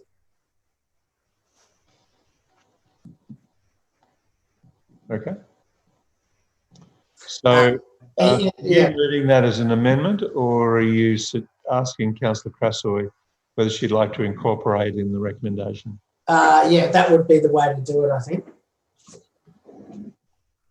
Councillor Crassoy. No, Mr. Mayor. And is there a reason you wouldn't like to, you don't agree with that? I don't agree with it. It's not correct. And I also think that if Councillor Collins did feel very strongly about the document that we passed tonight, he could bring his own motion to alter the strategy down the track if he doesn't want to see our first inclusive play space built in due good time. So that's why I don't support the amendment. Okay. May I make a suggestion, Mr. Mayor? Councillor Collins, just one moment. I just need to seek some advice from the General Manager. General Manager? Just to clarify a point, Mr. Mayor, with the ongoing upgrades or renewals of our play spaces, they will be upgraded in line with the principles of everyone can play. Just to make that clear, that as we do works, we will apply those principles to all of our play spaces in what's appropriate to the level of that play space as a local or a district level. Yep. Can I make a suggestion then? Councillor Collins, yes, it's your So your amendment to the recommendation. That the number 3, that council that we review the positioning of the proposed play space at Riverglade Reserve to investigate the impact of bats on a children's playground. All I'm trying to do is just... Let's just capture that. Let's capture that. So the last part there could be deleted? Yeah. Go ahead, Councillor Collins. Look, I think that captures it. So if Councillor Crassoy wishes to incorporate that? No. Okay. Well, then I will speak to it. Do we need a seconder? Just one moment. We do have a seconder for the original, but General Manager. Sorry, through you, Mr. Mayor. To take into account the intent, would it be as an alternate that point 3 becomes, as part of the planning, council undertake a risk assessment to determine or to as part of its placement of the new play space at Riverglade? Yes, and bring back to council. Through you, Mr. Mayor, as part of the planning of the play space, we can do that. Yeah, okay, that's fine. As long as that comes back, and I would prefer it to come back, and this doesn't need to be in the motion, at a stage earlier rather than the planning is undertaken without, addressing the bats issue. That's all.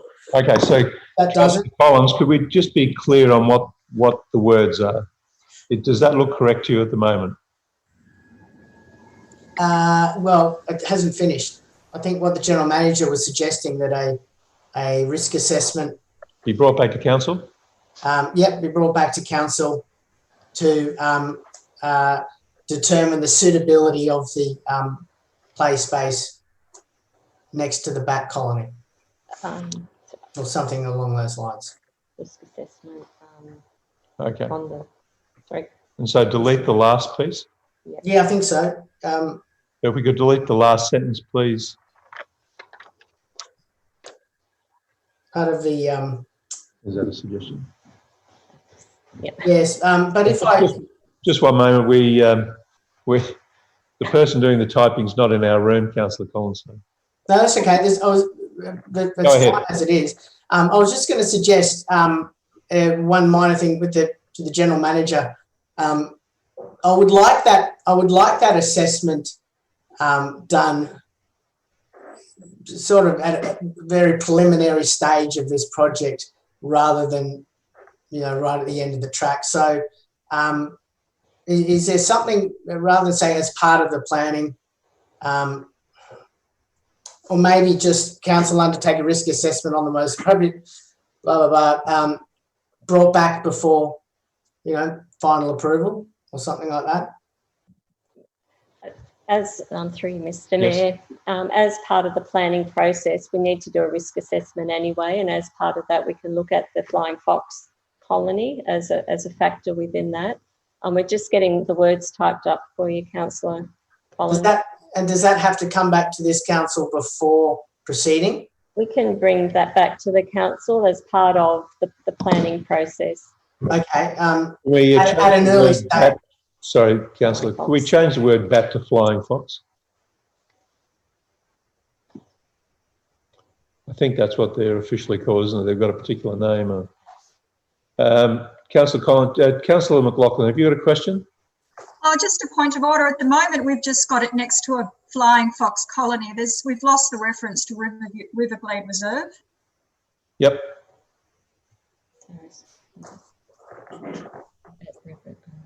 At Riverglade Reserve, that would replace those words on the most appropriate to at Riverglade Reserve. So after risk assessment, I think. Yep, no, here we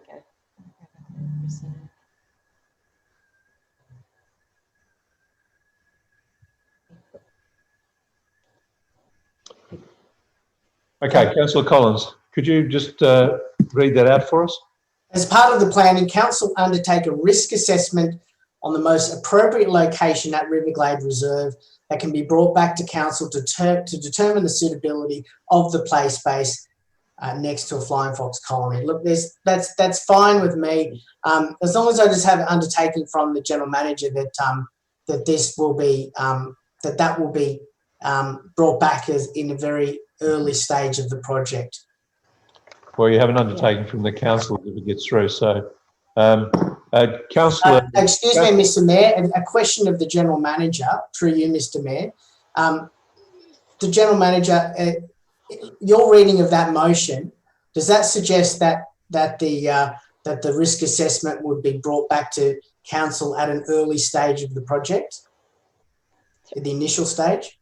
Through you, Mr Mayor, if the risk assessment is to look at the most appropriate location, it would have to be early in the process before we move to detailed design. Right. Fantastic. But I've just given, sorry, Mr Mayor, just a slight amendment to the end of that notice of motion, recommendation, just to add on the most appropriate location at Riverglade Reserve that be brought back to council. I'll just let Christina type it. Sorry, councillor.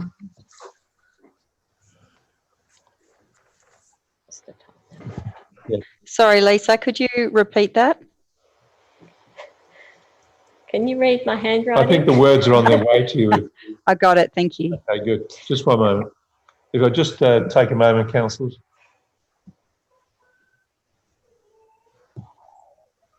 In a few minutes, we're going to stop for 5 minutes. So hopefully we can get through this around 8 o'clock.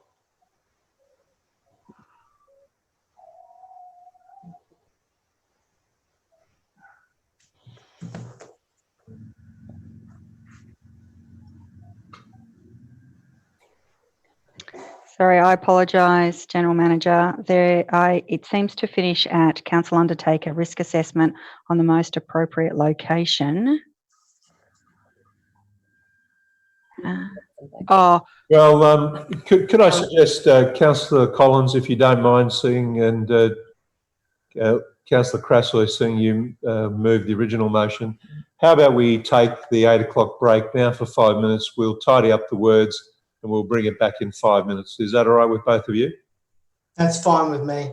Is that, councillors, I move that we take a recess. All in favour? That's unanimous. Thank you. We'll be back here at 5 minutes past 8. Thank you. Now we were able to close the countdown.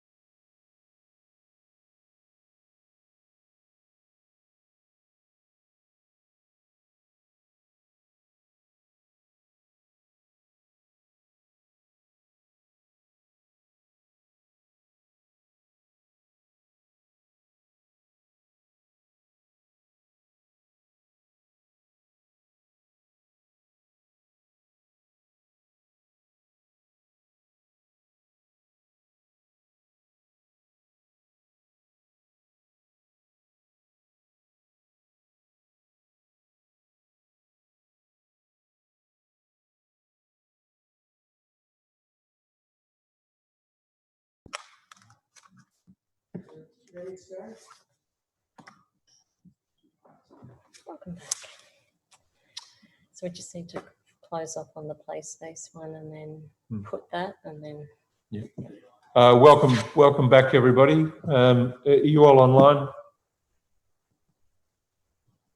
No.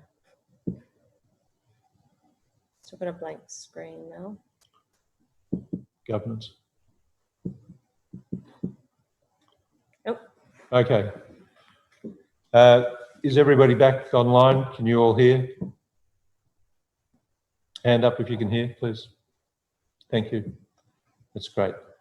All right, thanks for your indulgence. So we'll back into normal session again. Moved Councillor Sanderson, seconded Councillor Miles. Thank you. All in favour? Thank you for your indulgence of that short break. So I think we're back with the document, the amendments suggested by Councillor Collins. So could we bring up that document when you have a moment, please, Christina?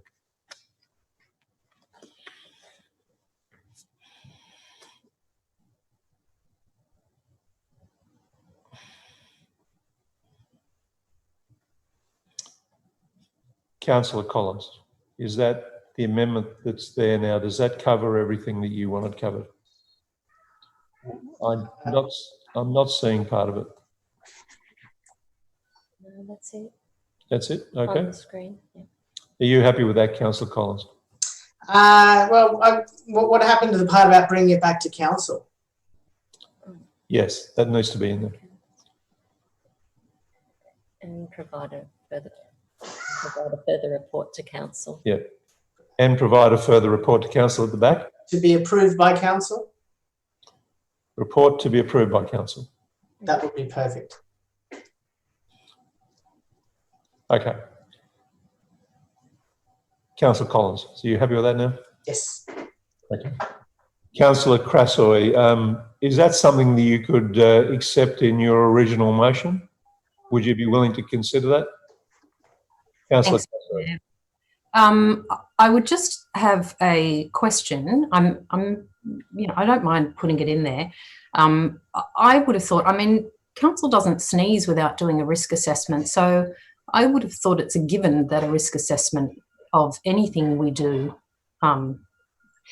happens as part of the strategy. And so for the same reason I suggested to Councillor Sanderson that most of his amendments could be done operationally, I would have thought a risk assessment would be done. I was also through the play committee when the original site of Riverglade Reserve was recommended after the original audit of the suburb back in early 2018. We did have the council officer, appropriate council officer, report to a committee meeting that Councillor Collins and I were both at, saying that the distance away from the bats and the impact of the bats shouldn't preclude the playground from being in that location, and gave some examples from all over the state and country of playgrounds that are near flying fox colonies. Nonetheless, the location did for some reason get shifted originally to North Boronia, and then the most recent motion of council actually is that it be on Park Road in the previously identified plan of management site. So all of that aside, I guess my question to the General Manager is this something that you would just be doing internally anyway? General Manager. Through you, Mr. Mayor, we do risk assessments, and again have no issue providing that to the council through this process. And so therefore this amendment thing isn't really needed, or because what my concern is no, look, it's fine. Yeah, just put it there. It's such a fabulous document. I'm so sad that it didn't get this wonderful positive energy that I really had expected to be around it tonight. But in spite of that, and in the interests of moving forward in a really positive way, we're going to be doing something that the council were already going to be doing anyway. If Councillor Collins would like it written in as an amendment, sure, I'll accept it into the motion. So that item, Councillor Crusoe, would become Item 3. item 3 moved on your move, and Councillor Sanderson second. Councillor Sanderson. Yeah, I'm happy to accept that amendment. Thank you. Is there any further discussion we need on this matter? Yes, I haven't spoken to it. I'll just briefly say that just to correct Councillor Crassoy's comments, what this amendment does is, whilst a risk assessment would be carried out in any place, this means that the risk assessment has to be signed off by this council before proceeding. And why that is prudent is because we have a significant risk from the bats, and it is our job to make sure that doing the risk assessment isn't just ticking the boxes. We are asking to find out what the impact of the bats will be before proceeding. That's all it does. So it does actually change the outcome, and it means that we will have an opportunity to discuss the bats, the idea of building a playground next to a bat colony, which is I'm yet to be convinced of its merits. So that said, I commend the motion. Thank you, Councillor Collins. I think that should read that the Councillor Crassoy has absorbed that amendment into her original motion. So we're voting on Councillor Crassoy's original motion, seconded by Councillor Sanderson. So I'll put the motion. All in favour? That's unanimous. Thank you very much, councillors. We move on to Boronia Park Plan and Management, and we had a number of presentations. I had numerous emails over the weekend which were not listed as presentations, and I had quite a few this morning came into me. So we do have, I think there are 20, approximately 20 presentations that we need to give, and I'll ask the General Manager to organise those readings. Through you, Mr. Mayor. So we've organised for a staff member to read the public addresses, albeit remotely. So when you're ready. The first is from Ms. Kathy Inglis, who says, "Dear councillors, Gladesville Ravens is a proud local club celebrating its 60th year in the local community. We believe the proposed upgrade to the Boronia Park Sports Precinct is vital for the current and future of grassroots sport in our area. As the largest netball club in the Hunters Hill Council area and the equal largest club at Eastwood Ride Netball Association, we are very excited at the prospect of having a new community building built at Boronia Park. The existing facilities at Boronia Park are dated, inadequate, and don't properly cater for the thousands of users of the sports precinct. Our club relies on the use of Boronia Park's netball courts for training, match play, and grading. The courts are regularly booked for use from 4 p.m. until 6:30 p.m, 5 nights a week for 6 months of the year, with many of our players who live locally accessing the courts on weekends for additional training. Currently, when our girls use the courts, they must walk to the existing facilities on the other side of B1. In winter, this walk from the courts in darkness is simply dangerous. We have no storage for our gear. With over 40 registered teams this year, our gear ends up being stored at the houses of our committee members. We would love to finally have a home for our netball gear right next to the courts. We believe that the proposed location, the northern end of the car park between ovals 1 and 2 and the netball courts, would be ideal for the following reasons. 1, it can service the netball courts easily. 2, future-proof to service possible changes in use, ideally an additional netball court. 3, it has easier access and thus lower costs for development. 4, players can be managed much better when using amenities, our duty of care. 5, Sporting equipment can be stored and retrieved from one area close to the courts. 6, it is away from bushlands and won't require the removal of precious nature areas. 7, best location for viewing games on the netball courts. 8, best for passive surveillance, as could be viewed from the street and not hidden. The facilities community room would be a great addition, enabling our club to hold committee meetings and our annual coaches and managers meeting, where we distribute gear for the season ahead. Thank you for your consideration, and should you wish to discuss, please do not hesitate to contact me. Yours sincerely, Kathy Inglis, President, Gladesville Ravens Sports Club. Thank you, Governance Officer, for reading that. Each of these presentations could you let us know when we hit the 3-minute mark, please? Do you have the next one for us, please?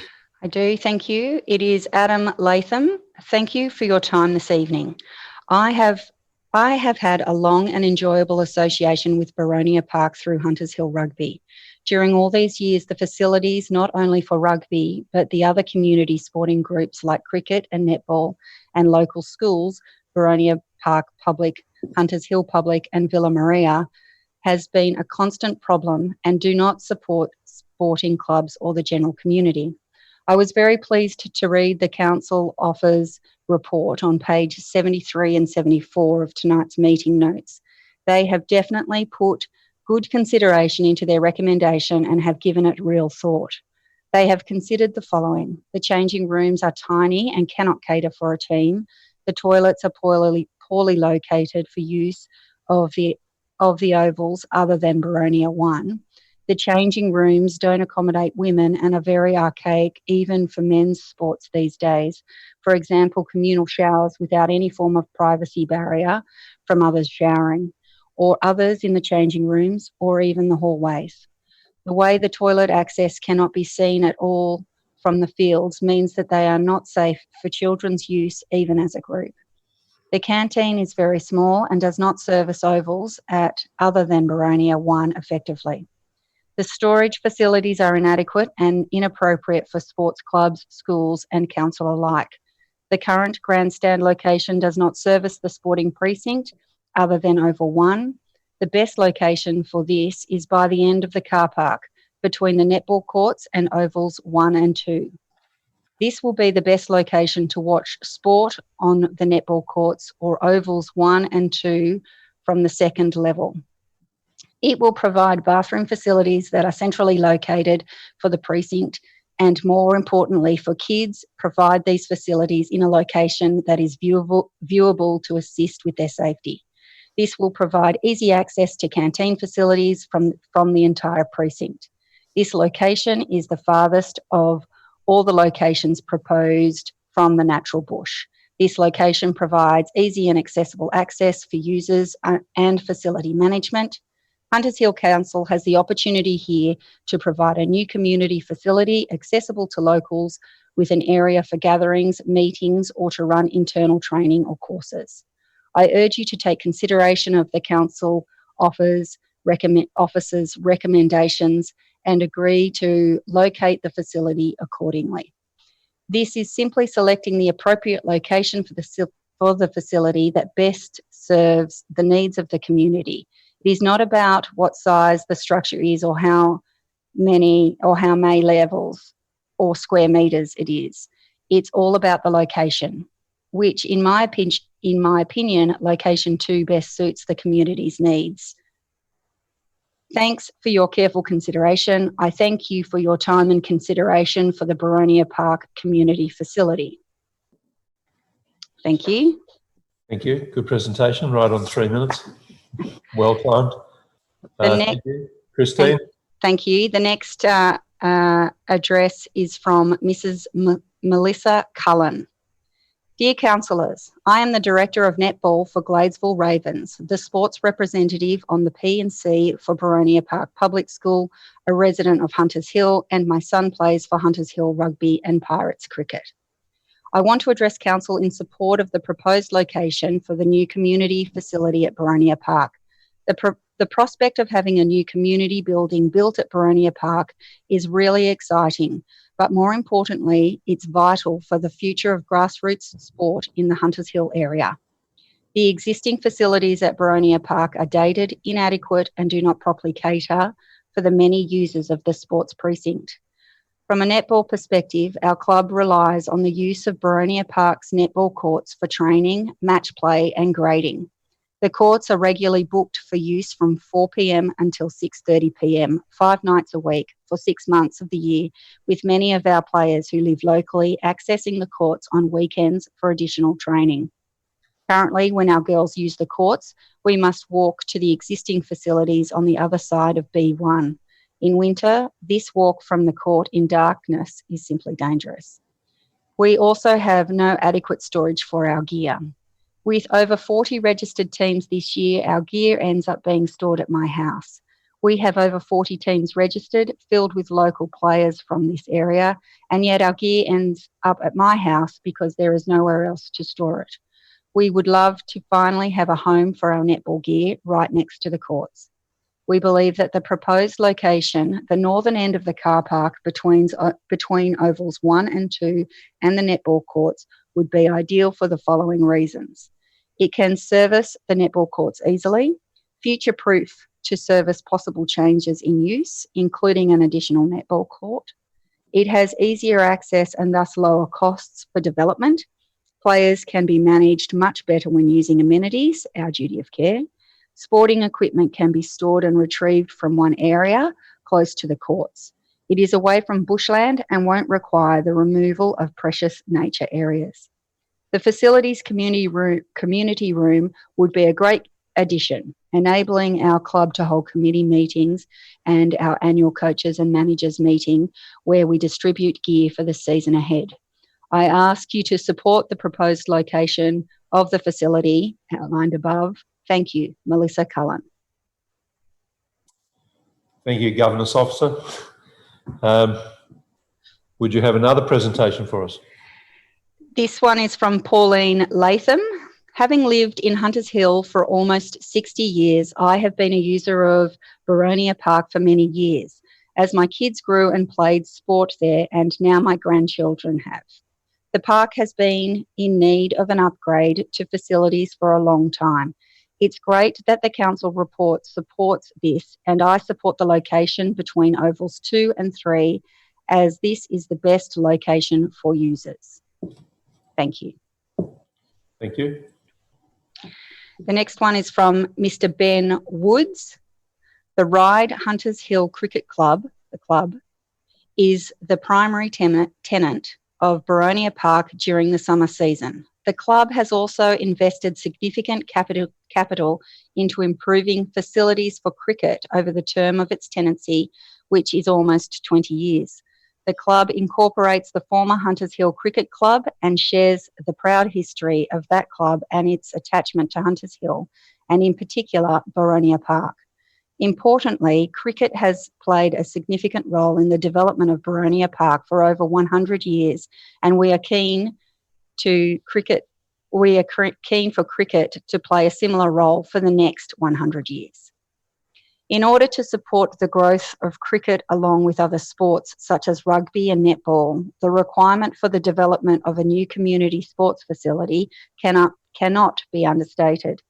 The club has worked closely with Hunters Hill Rugby Union Club and other key stakeholders, including Gladesville Ravens Netball Club and Boronia Park Primary School, in developing concepts for a community facility that caters for the needs of the clubs and schools, along with supporting the needs of the broader community in terms of available facilities.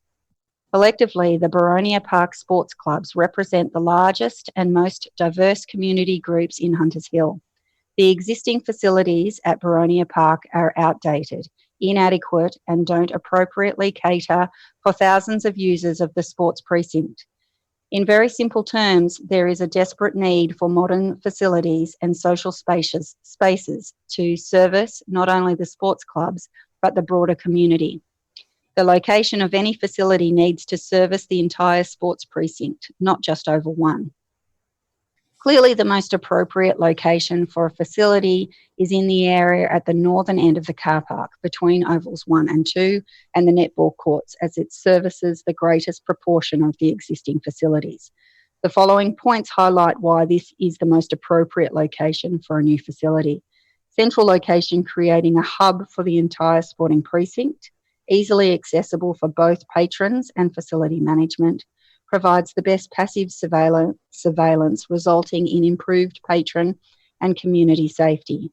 Future-proof to service of possible changes in use. Example, additional netball courts, usage, spreading utilisation across all ovals. Furthest location away from bushland. Best location for viewing games on B1, B2 and netball courts. Significant construction cost savings over other proposed sites. The club firmly believes this is a legacy project for council that will support the community both now and for many generations to come. In terms of a needs analysis, the need for a new facility is highlighted as follows. The existing facilities do not adequately support the sporting clubs or the general community. The change rooms are cramped and do not cater for entire teams. The storage spaces are entirely inadequate for sporting clubs, local schools and council. The canteen is cramped and has little storage space. There is no space to meet and socialise. The grandstand location doesn't support the rest of the sports precinct. On behalf of if you have a lot more to read. One paragraph. Thank you. On behalf of the club and its members, I would like to express support for the draft plan of management and the recommendations of council with regards to the proposed community facility. The location between ovals 1 and 2 will support all sports clubs in a safe central location that will maximise its use and value to the community. The club supports the view that the sizing of any building needs to be the subject of a detailed design process in order to ensure the final result it produces a facility that is fit for purpose and also supports needs of the sports clubs and community for decades to come. Ben Woods, President, Ryde Hunters Hill Cricket Club. Thank you. The next address is from Mr. Vincent Chaplin. I have been a resident of Dick Street, Henley, previously Milling Street, Boronia Park and Woolwich Road, Hunters Hill, for nearly 10 years. I would like to express my support for the most recent draft plan of management and the recommendations of council with regards to the community facility. Of particular note, the location between ovals 1 and 2 will support all sports clubs in a safe, central location, maximising its use and value of the community at large. I understand and agree the sizing of any building needs to be the subject of a detailed design process to ensure the result is fit for purpose, capable of supporting all the sports clubs intending to use it, as well as the broader community for decades to come. As we recover from the pandemic that is COVID-19 and the first Anzac Day in history where we haven't been able to commemorate the sacrifices of our fathers and mothers made for their community, made for their country, let's see this plan of management bring our families back together to share the joys of sporting competition, the Aussie way. Thank you. Thank you. The next address is from Mr. David Sanders. Dear councillors, I have lived in Hunters Hill for the past 20 years with my wife and 2 sons. We have raised our 2 sport-loving boys here, and I have been actively involved in both the junior cricket and rugby clubs at Boronia Park. Participation in these clubs has been an enormous part of our family life and a fundamental part of our involvement in the Hunters Hill community. The boys attended Boronia Park Public School and trained for and played their PWSA sport on the ovals and participated in the annual athletics carnivals. We have enjoyed every Mookabulla festival, Carol Night and Hunters Hill Wine and Food Festival there.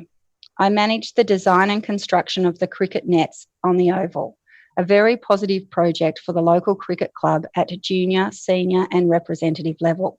Hunters Hill Council and the area's strong cricket communities as well.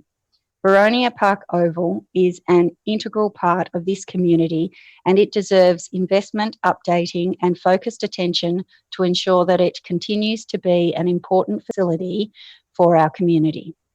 The existing built form facilities at Boronia Park are dated, inadequate and no longer adequately cater for the thousands of users of the precinct.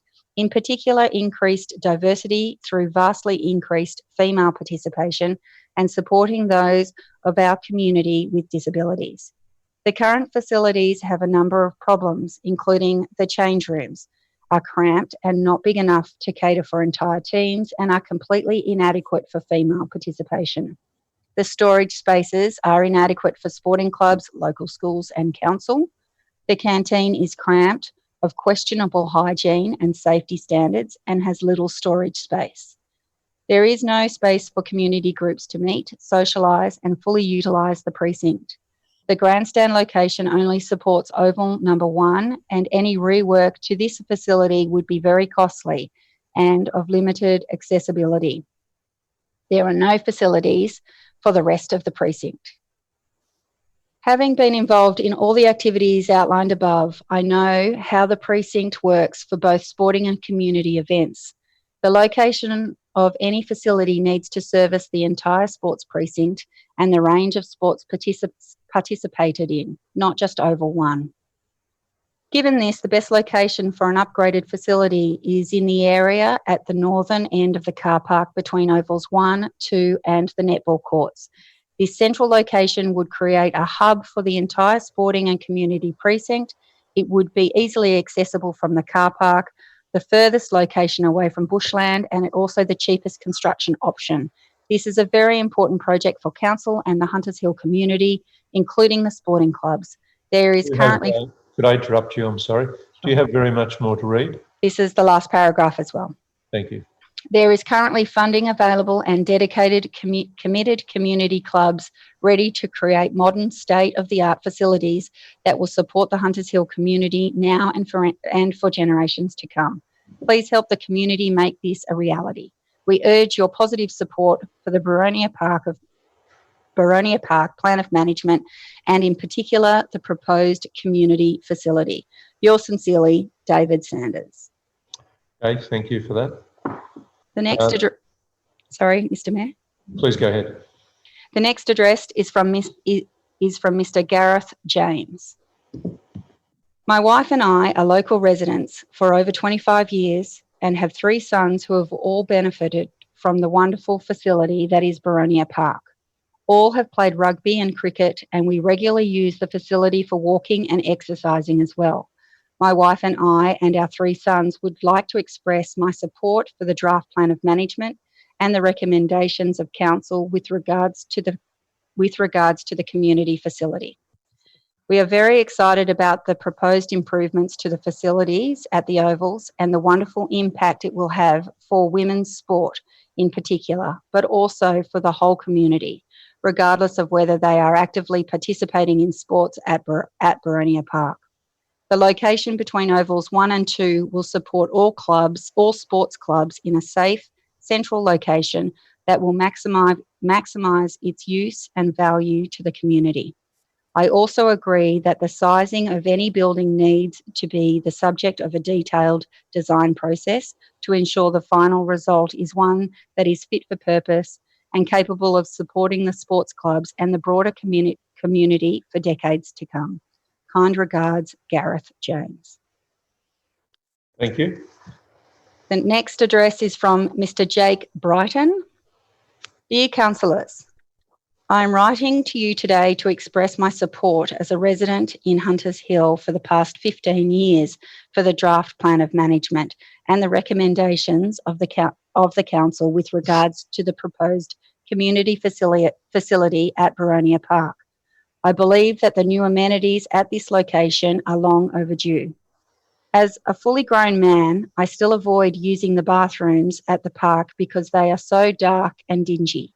Therefore, I think that this proposal is a wonderful idea to support, as well as make such a positive difference to all people who use this area, including myself. I believe that the location between ovals 1 and 2 is the logical spot. This would be a safe, central location for all the sports clubs who use the park and therefore maximise its use and value to the community. I also agree that the sizing of any building needs to be the subject of a detailed design process to ensure that the final result is one that is fit for purpose and support the sports clubs and community for decades to come. Sincerely, Jake Brighton. Very good, thank you. The next is from Mr. Derek McRae. He is a supporter but has not actually included any subject into his address, but wanted to be known as a supporter. Thank you. The next address is from Mr. Gary Drysdale. Thank you for an opportunity to address the Council. Subject to one major exception, I am generally supportive of the recommendations in the Council's addendum report for the draft plan of management for Boronia Park dated 21 April 2020. My concern relates to recommendation 1 regarding the proposed sports community facility, which is recommended to be located between ovals 1 and 2 is located between ovals 1 and 2 near sitting option. Sorry. Council's community consultation does not, 3. Council's community consultation does not support this recommendation. I submit that the consultation found that there is a general community support for additional sporting facilities within Boronia Park, primarily change rooms, toilets and storage facilities. There is a general community support for the proper maintenance and upgrade of the existing grandstand. Council's report currently proposes the sitting of a sporting community facility on one of the least favoured options. The sitting of a sporting community facility on one of the least favoured options listed in the consultation. Other than support from members of the local rugby and cricket clubs, there is little community support for a community facility de facto clubhouse within the park, particularly if this involves the construction of a 2-storey building between ovals 2 and 3. Further, Council has not demonstrated a need for any community facility de facto clubhouse at Boronia Park. For example, it has not provided any data on usage of existing community facilities within the municipality that would suggest a need for any unmet demand, nor has it provided a cost-benefit analysis for a new facility at Boronia Park versus expenditure on improving existing community facilities within the municipality. I contend that if the community facility de facto club aspect of this proposal was dropped, there would be greater acceptance by ratepayers of a low-key single-storey building for toilets and change room facilities to service ovals 2, 3 and the netball courts. I therefore strongly recommend that any grant funds, ongoing funding, be used to upgrade and maintain the existing grandstand, provide toilets, change room and storage facilities to serve ovals 2, 3 and the netball courts in a low-key single-storey building that would not unduly impact the visual amenity of the park. Yours sincerely, Gary Drysdale. Thank you. The next address is from Mitchell Kenny. As a local resident for over 25 years, or 25 plus years, I feel it is important to voice my opinion on the proposed plan of management. I am writing to you to express my support for the draft plan of management and the recommendations of Council with regards to the community facility between ovals 1 and 2. With the growing number of local kids joining at least one of the local sporting clubs, this facility will support all community and sporting groups and ensure that the central location will maximise its use and value to the community. Obviously, I do stress that the sizing of any building or facility needs to be subject to a detailed design process to ensure that the final result will be one that is fit for purpose and support the sports clubs and community for decades to come. Thank you. Yeah. The next address is from Mr. John Korf. I am writing to you with full support for the draft Boronia Park Plan of Management and the recommendations of Council with regard to the proposed community facility. The location between Ovals 1 and 2 is the perfect location to support all clubs and users of the area in a safe and central location that will maximise utility and the value to the community. In addition to this, I believe the sizing and design of any building needs to ensure a final result that will suit sports clubs, local groups, and the broader community for many years to come. On top of my support, I am also very excited for the community of Hunters Hill and the opportunities that will become available to the area as a result of the plan. Many thanks for your time. Thank you for that. The next address is from Mr. Nathan Surplus. I write to offer my strong support to the recommendation that Council adopt the amended Boronia Park Plan of Management dated April 2020, including the associated landscape concept plan. My children attend Villa Maria Catholic Primary School and my son plays for Hunters Hill Junior Rugby Club. The proposed plan of management will provide much needed facilities for the community, particularly accessible toilets that are not adjacent close to Park Road. Regards, Nathan Surplus. Thank you for that. The next address is from Mr. Shane Marchant. As a resident of LGA of Hunters Hill since 2005, I would like to express my support for the draft plan of management and the recommendations of Council with regards to the community facility. I strongly believe the best location has been proposed between Ovals 1 and 2. As a player and coach of Hunters Hill Rugby Football Club, this is a welcome addition to the community. I was initially shocked when first arriving here and at the state of decay of the facilities. Coming from the Wollondilly LGA and the standard of facilities we had compared to Boronia Park was truly unbelievable. The sizing and design needs to take into account the requirements of now and the needs of the future. Now, in these challenging times, we need the right facilities for when we all resume normality. Thank you. Thank you very much. This next address is from Mr. Sumit Chowdhury. I am writing to make a formal submission to the draft plan of management of Boronia Park. It is great to know that one of the key directives of the Council is to focus on the community and community land users are being revisited. Over the years, the trend for mobile food outlets has risen as they bring people together and activate spaces offering an exciting array of eating options. Hunters Hill, being an affluent suburb, should certainly keep up with the trends and showcase the local talent, perhaps by offering short-term leases to coffee cart or food carts periodically, as long as they are consistent with the plan's objectives and compliant with site's zoning. The upcoming challenging times, where many would find it hard to eat out at fancy restaurants, a mobile food outlet could be the rescue as well as the excuse for a walk to the park. Thank you. Thank you for that. How are you doing with the readings? Fine. Thank you for asking. You need a break?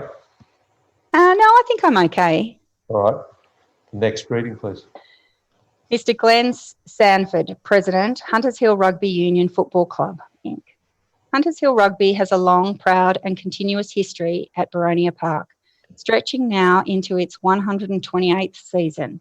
For most of the latter half of this time, there has been multiple attempts to upgrade the facilities and include a space where club members can come together to meet and socialise. Unfortunately, these efforts have not come to pass, to the point where the need for new facilities is now critical. Underlining this critical need is the change in sporting patrons that call Boronia Park home. Now the need is for facilities that will cater for a much broader section of the community. To give you an idea of the changes over time, in the 1970s, Hunters Hill Rugby ran just 4 men's teams. Our membership sat at around 100 players and a couple of hundred social supporters.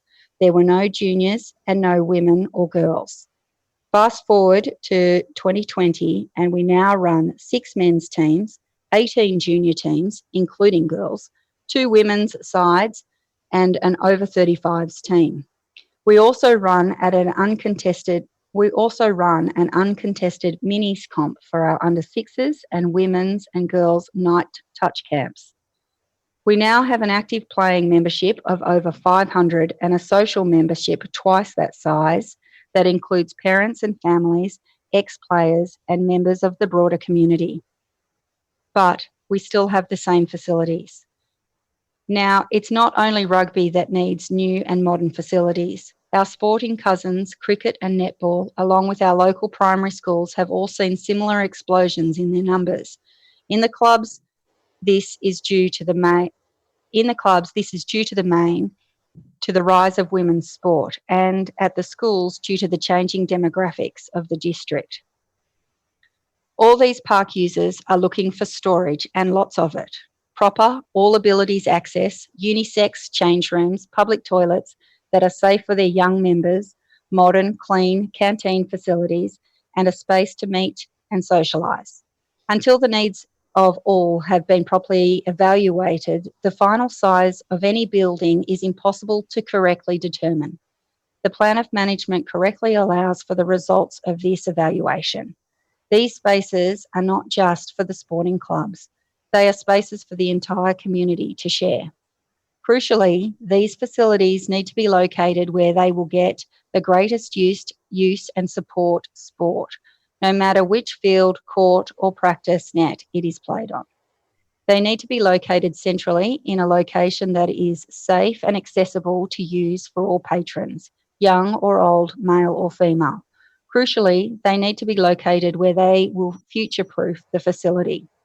They should definitely... Councillors, are you happy to extend? All in favour? Thank you. Go ahead.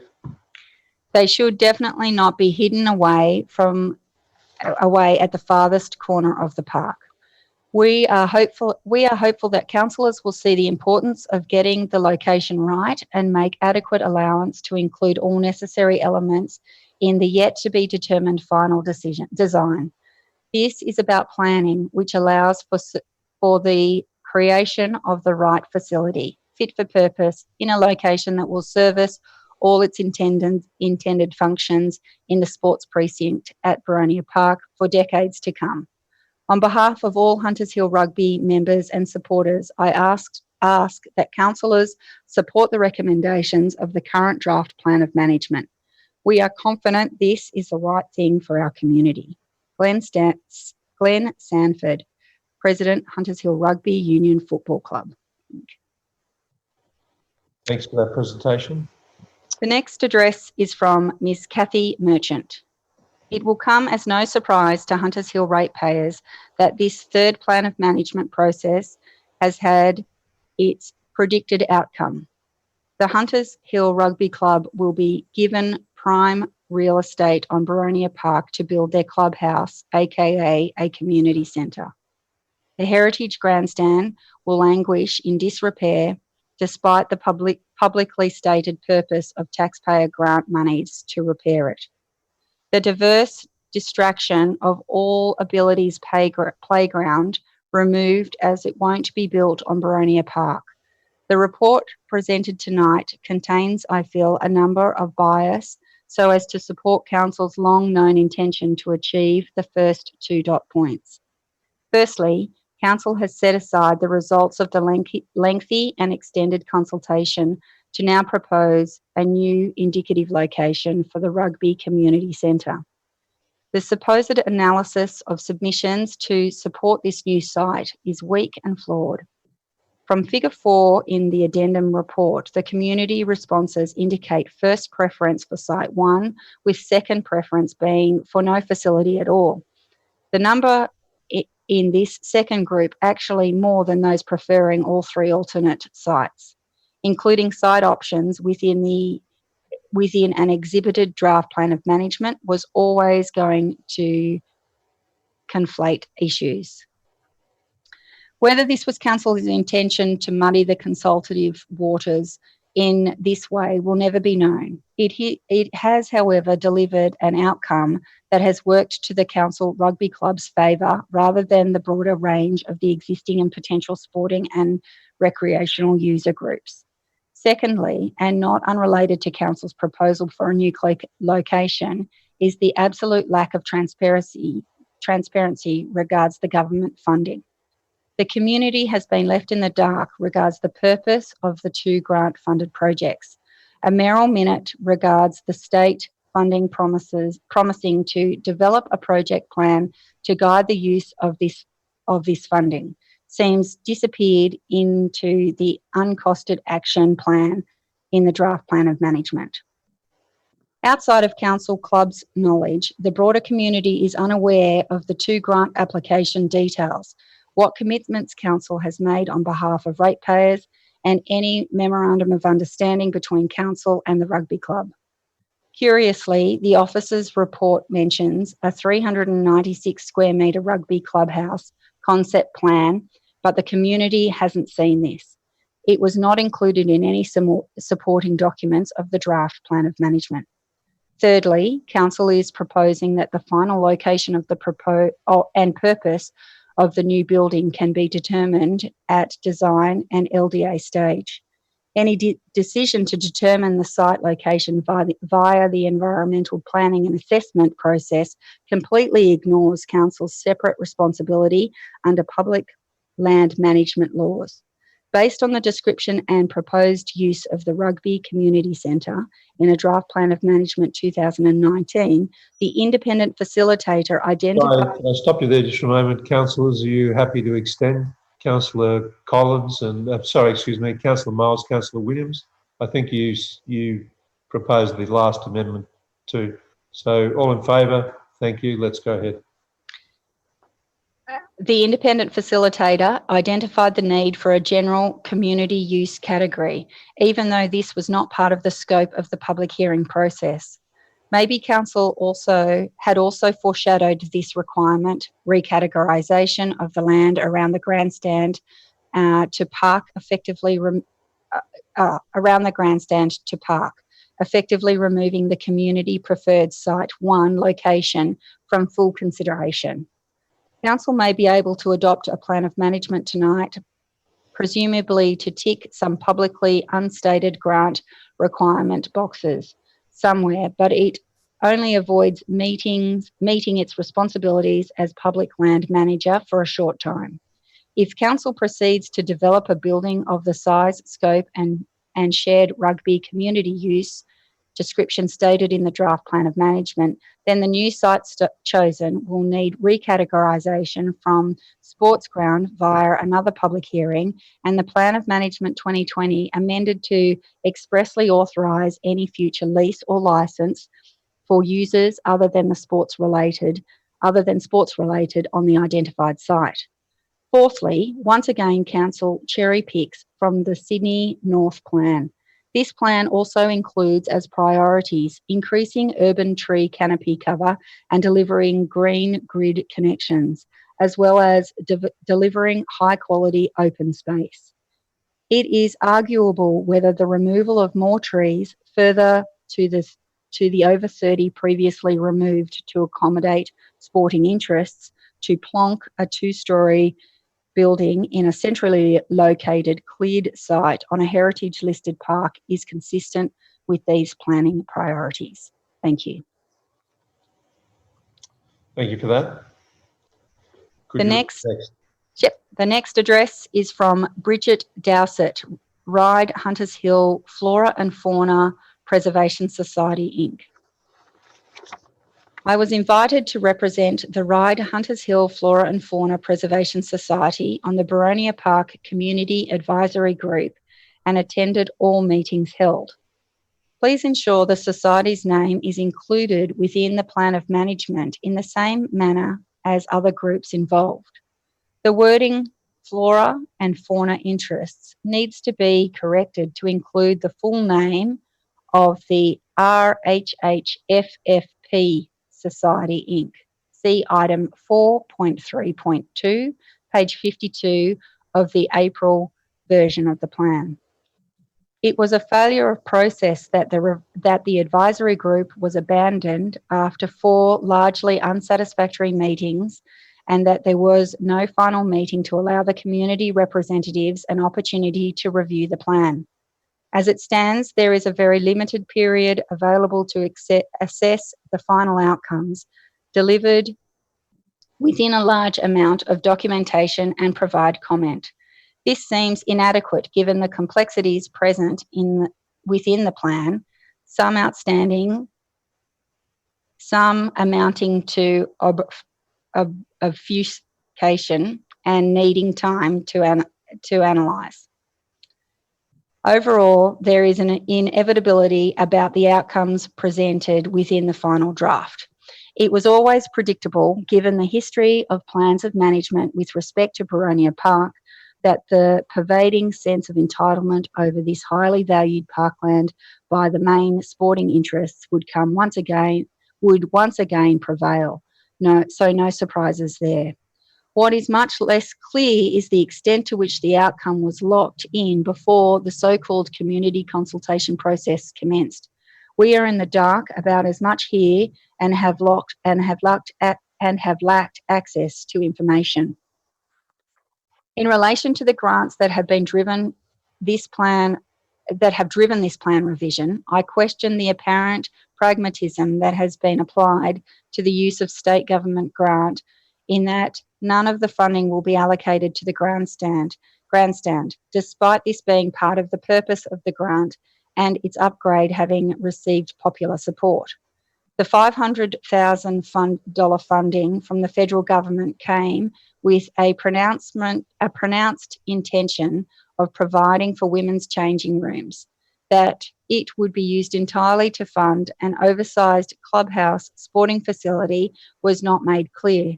And if it was to be for the latter, the gaining of the grant appears to have little to do with meeting any guidelines that can be ascertained.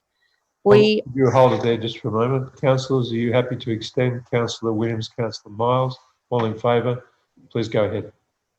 We are even now still only dealing with concepts when it appears approved design readiness for construction was a criterion for the grants well over a year ago. All attempts to learn more about this grant were in vain, as the community was not privy to the details of the application. This lack of transparency is offensive and leaves the community with a distinct sense of a done deal and a lack of trust in an equitable outcome. The final selection of sitting between ovals 1 and 2 has an air of predetermination and makes a farce of the public exhibition. Why confound the community with multiple options, unusual in a draft plan, and offer a choice of site when the final selection would be that of the clubs? If option 3 or thereabouts was always going to be their preferred site with only 3 votes, why engage the community in this charade? Option 1. The site with the most votes has been rejected. The third playground was another time-wasting exercise, as it was always intended for Riverglade Reserve. The BMX track needs to be located elsewhere in the LGA should demand be proven. The insistence on including floodlighting for Oval 3 shows further disregard for inherent natural values. The fear that this 14-month process would ultimately end with all final decisions being determined by council without further input from a participating local community has unfortunately been realised once again. Thank you. Thanks for that. Do you need a break? I think I'll be okay. Thank you. All right. Very good. Please go ahead. The next address is from Dr. Alistair Sharp. Inadequate opportunity to consider comments and proposed changes. Together with the other documents, the final plan was not made available until midday 24 April, allowing only 3 days to digest documents totalling 306 pages. Seeking an assurance. The Trust seeks an assurance that unless agreed otherwise, the plan as presented, together with any amendments passed this evening, will constitute the final document with no further changes. It is alleged that the current 2015 plan was amended after its final adoption by Council. Community Advisory Group.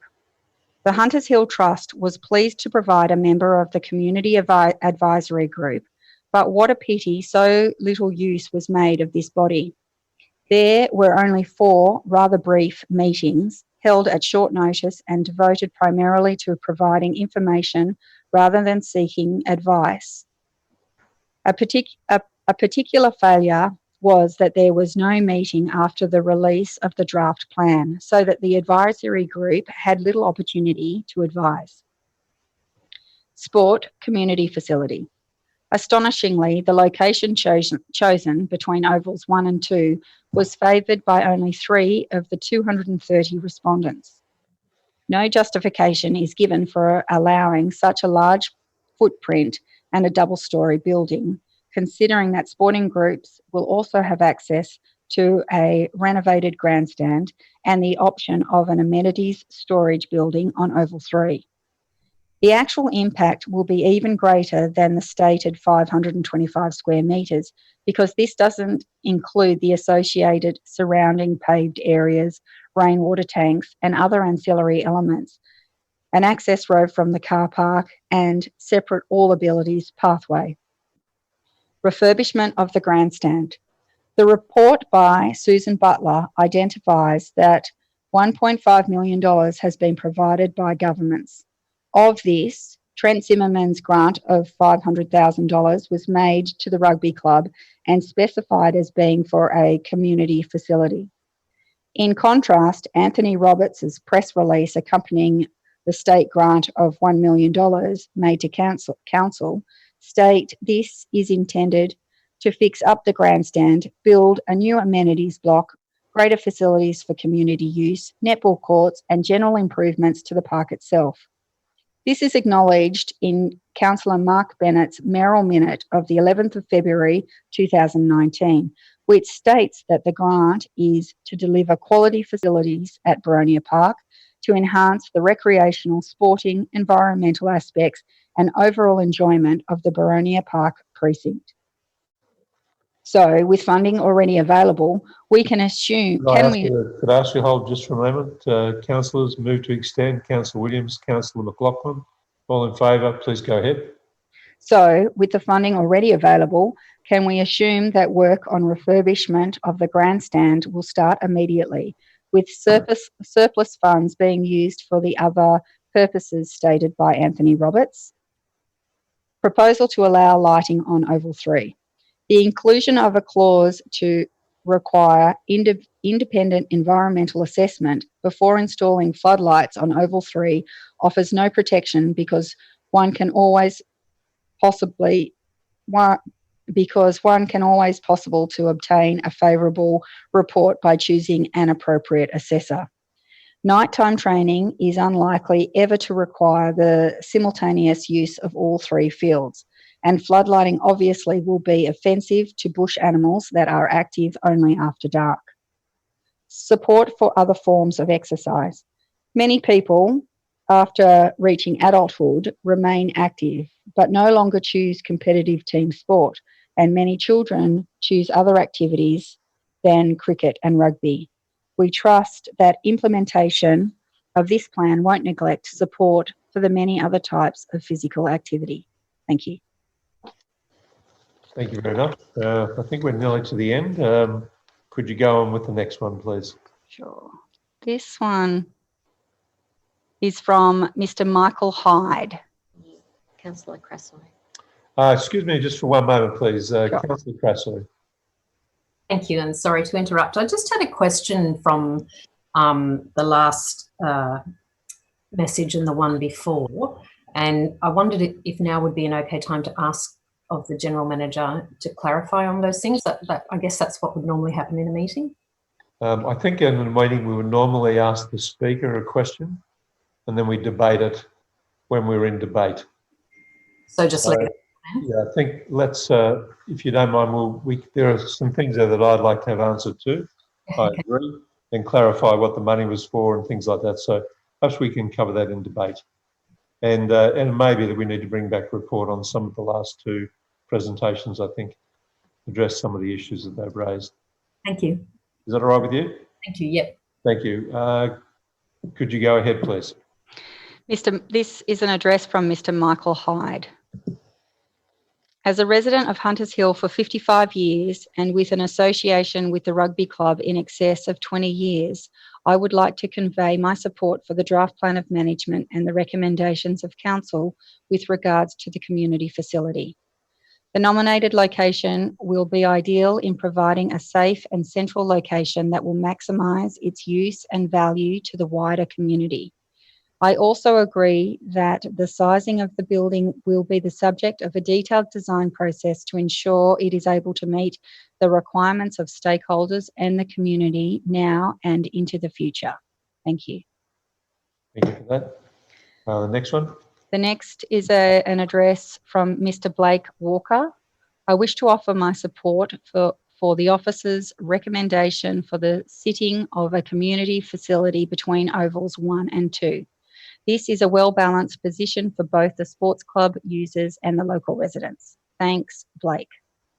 Thank you. And could you read the last for us, please? Mr. Mayor, there are actually two more after this one. Thank you. This one is an address from Miss Laura Galvin. My name is Laura Galvin and I am a resident and owner of a property in the Hunters Hill municipality. My young daughter and I reside at Huntley's Cove. We frequently use the park and facilities at Boronia Park Oval. My daughter is 8 years old and is commencing her first year in netball as part of the Gladesville Ravens team. I am writing to you today to hereby state my support for the planned upgrade to the facilities at Boronia Park Oval. In addition to netball, we have been members of the Hunters Hill Rugby Club. We have found that the location of the toilet facilities is too far from many parts of the fields and also the netball courts. Placing the facilities in a more central location would not only be convenient for all, but would ensure the safety of our children. I look forward to watching this project as it progresses. Kind regards, Laura Galvin. Thank you. The next is an address from Mr. Michael Keating. I have been a resident and ratepayer of Hunters Hill for over 30 years. I am a regular visitor to Boronia Park for recreational and sporting community events. We are in total support of the plan of management and the upgrading and development of additional facilities to facilitate the growing need of the sporting and general community. This is a timely development that finally will provide reasonable facilities comparable to other similar communities in the region. I have viewed the plan of management and am excited by the vision and the breadth of community it will engage when completed. I totally commend Council in seeing this matter advanced in all possible haste. Thank you. Thank you. And the last one is from Mr. Kevin Turner, who's the principal at Villa Maria Catholic Primary School. Dear Council members, Villa Maria has a proud history of being part of a strong and vibrant community. Our students thrive because the community nurtures and supports them. Each year, indeed almost each day, our students benefit because they have access to the beautiful Boronia Park. Our young girls and boys at Villa enjoy many sporting events at the park, including netball and athletics days and training. It is a home of so much of our children's weekend sport. It is a big backyard to them all and has been now for generations. The proposed plan to improve Baronia's amenities is supported by Villa Maria. It is a plan that would be fantastic for the co-curricular events that Villa offers to our students. It would improve the facilities and obviously encourage Villa to seek council's support to further utilise the park in the future. Increasing the utilisation and safety of such a wonderful park must be in the community's best interest. The improved community facility would be a tremendous asset. The new bathrooms and change rooms situated between Ovals 1 and 2 would allow the school to do even more than it currently does at the park. If we have learned anything during this difficult COVID-19 period, I think it is that our communities not just matter, they are paramount to our well-being. If, therefore, we have an opportunity to improve our community facilities such that the lives of our children and young people are enhanced, we surely should take it. I respectfully commend the proposed plan to the council. Thank you. Thank you very much for reading all of those. It was a long road, wasn't it? But I'm pleased we've got all of that on the table, and I hope that we can draw a lot of information from each of those, including the criticisms and also the support for the proposal. Councillor Miles. I'd like to move the motion, Mr. Mayor. So moved, and seconded, Councillor Collins. Councillor Miles. Obviously, this has been a fairly exhaustive process that we've been through 14 odd months of consultation and the forming of that committee originally, and then the public consultation that followed through that. And I will note that I was very involved in the 2015 iteration of this same plan, and that, like this process, has been quite a difficult one. But I think that we've actually come to a really good outcome here, where we have listened to the community in their wish not to proceed with the third play space. We've listened to the requirements and needs of the club, the Huntersville Rugby Club and the Ravens Netball Club and the Cricket Club, to provide them the facilities that have been sorely needed at Baroni Park for a very long time. This has been something that I've been supportive of since 2012, when the Cricket Club were asking for a shed facility near the nets, and at the time they had proposed a small facility with a canteen and bits and pieces that we actually knocked back. So out of the 2015 plan and now out of this plan, it's hopefully going to end a 30 or 40 year journey for some of these clubs that have been pushing for a new facility for that period of time. So I'm happy with the report. I'm happy with the draft plan as written and with the recommendations that are there. And I think it is a good outcome, because what I was conscious of, particularly at the end of this process, is the residents of Park Road obviously wanting to push that facility as far as they could into the park, so that there was, the litany of issues that they had could be addressed with, acoustic treatments and different pieces. So the reason for the positioning being where it is it gives a logical means of positioning as we move into the next detailed design phase. I think we can't forget that this is going to be subject to a separate DA and a whole very complex and very thorough process in the near future. So I'm very happy with the plan, and I'm happy to pass it tonight as is. Thank you, Councillor. Anybody wishing to speak against the recommendation? Councillor Williams. Thank you, Mr. Mayor. I'd like to start off by saying very clearly that I'm a strong supporter of the local sporting groups and desire improved facilities to make sure that we do have a viable opportunity for our community to engage in both health and wellbeing exercises. The sporting groups provide an incredible contribution to our community, and it shouldn't be understated. Having said that, I also had a role in the plan of management in 2015, but on the other side of the coin, I didn't represent, but I put a case to support the local sporting groups in getting improved facilities. So I'm no stranger to the needs and desires of our sporting groups, and have been involved with various sporting groups over the years with family, etc. But there are a few issues which I think need to be put on the table. The first is the report indicates that this is a regional reserve or park. I would contest it's not, and I think it's very dangerous to see this as a regional or district facility, because in doing that, you're inviting a whole range of other opportunities for groups outside of Hunters Hill to become involved and engaged in facilities on our reserve. As we've heard from all the people tonight that have presented to council, it's a local facility and should be considered as a local facility. Now, the issue that was being raised by many is the consultation process.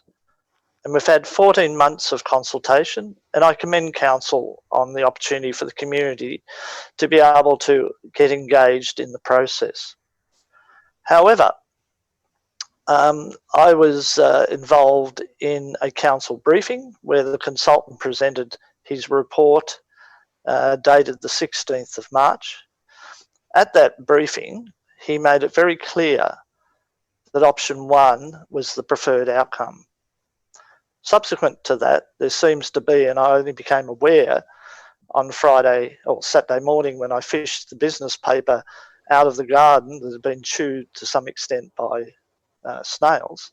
I don't know why my business paper can't be delivered to the door. But anyway, having received it at such short notice,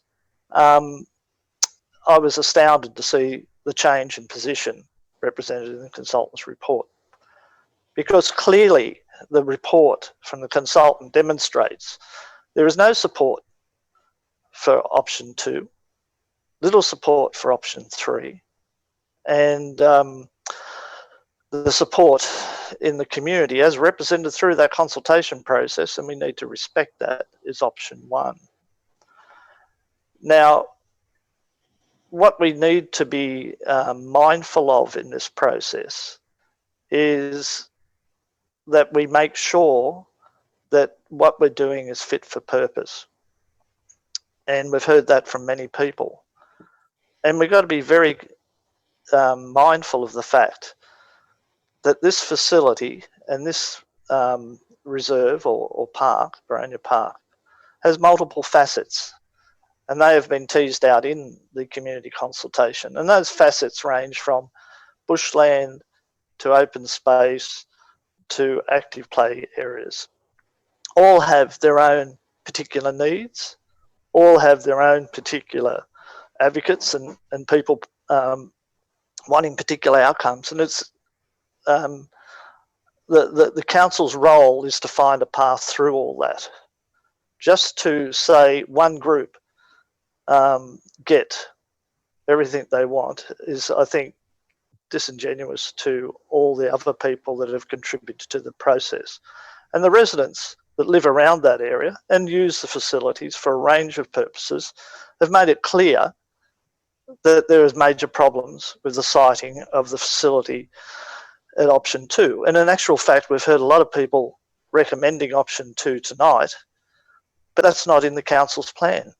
Option 3 is what council is proposing in its recommendations, which again, I add, got very little support from the broader community. But clearly, from an ideal perspective from the sporting groups, that is probably the best location for their purposes alone. Looking at this in some detail, and I don't think we can just dismiss this plan of management as being some strategic, unsubstantiated process that will be designed and worked out through a DA process. There's some fundamental issues in what's been put on the table here. it has been raised by many people. 525 square metres is a major building. It's the size of the town hall. And if you put a second story on that, it's double the size of the town hall. I don't think anybody wants a building of that size in Boronia Park, let alone in a position that does impact significantly on sightlines. Option 3, as proposed by council, the report, doesn't take into account the logistics and the positioning of the building in that location. At best, there is 10 metres between the ovals that you could actually put the facility there. Councillor Williams, just one moment, please. Councillors, move to extend. Councillor McLaughlin, Councillor Sanderson, all in favour? That's carried. Please go ahead. Thank you, Mr. Mayor, and thank you, Council. I think it's important that we discuss this issue through fully, and I do appreciate the opportunity to go beyond the 5 minutes available. So, as I was saying, the scale that's in the report is grossly oversized, and it doesn't even come well, it's twice, almost, no. The sporting body, the rugby club, in their proposal was only 300 square metres with an extra 100 in terms of a viewing platform. So I don't know where we've got this 525, because it does scare me that if we built to that maximum, we would have another town hall sitting in the most scenic part of Boronia Park. Councillor Williams has the floor unless you have a Just making a point of order. Point of order is that the town hall is actually 2,000 square metres. That's the size of the town hall, not 500. All right, thanks for your comment. Back to Councillor Williams, thank you. Well, I dispute that, because the town hall I've paced out, and it is the size I'm talking about. If not, if not, it's still a large-scale building, and as the council staff have indicated, it's the size of the building sitting in the middle of the Des Moines Oval, which again, I don't think residents would want something of that scale. But getting to something more realistic, we would be talking about something around 350 square metres, which would accommodate what the rugby club are looking for. So to me, we need to adjust that scale. We also need to reflect on the fact that positioning it where it is will have a significant impact on the heritage value of what is proclaimed a heritage site. The curtilage around the grandstand, which is the oval, is equally important as the grandstand. And to build a building in between the two ovals in option 3, you will have to site that partially on oval 1, because otherwise you can't fit it there with oval 2 there. There's no room to move oval 2. So to me, the logistics of getting a building of an appropriate size is not covered in the report as it is. So to me,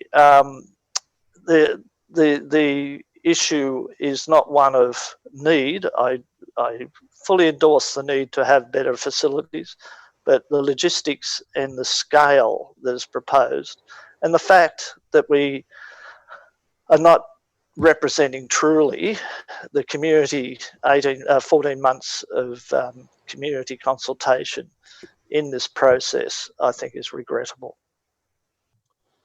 Thank you, Councillor Williams. Are you finished? Oh yes, Mr. Mayor, I'm finished, but I've got a series of amendments that I'd like to move. Right. Perhaps now's the right time for you to hear what your amendments are. Thank you, Mr. Mayor. I'm aware Councillor Sanderson also has some amendments, so I won't go into those. But in terms of 1, I'll go through sequentially the issues within the report. Sorry to interrupt. Do we have these on file where we could? No, you don't. No, I'm sorry. Okay. The short notice of getting the documentation, the time it's taken to go through a 500-page council document has not allowed me to consolidate those views in time to share them. Understood. Could you read? But I can be fairly concise in what I'm saying. And I'll read them out in terms of the items that appear in the actions within the plan of management. And action A UAE7, which relates to Finlay's paddock. I would move that the Finlay's paddock to be progressively returned to natural bushland and to be recharacterised as natural area bushland. Okay, we just give us a minute as you go through them. We'll try to. Yeah, I'll have a rest. Yep. We'll try to capture the intent as we go through. We'll pick up the words. That's well done. You've got it. Please go ahead. Yep. Sorry, Councillor Williams, would you mind just, I got moved that Finlay's paddock be progressively returned to bushland and The category or characterisation, whatever the term is, be changed to natural area bushland.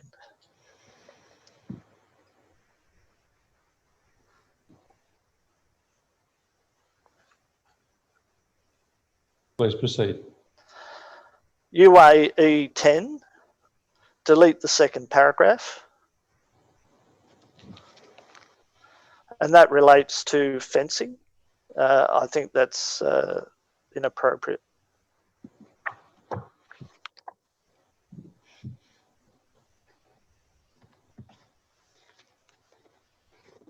Okay. PDF L23, delete the second paragraph.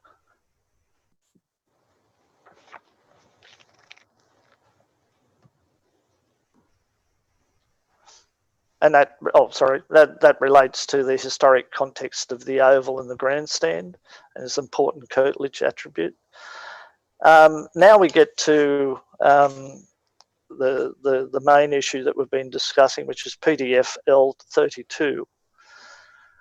Now, my suggestion would be that Council further consider option 1 and option 4.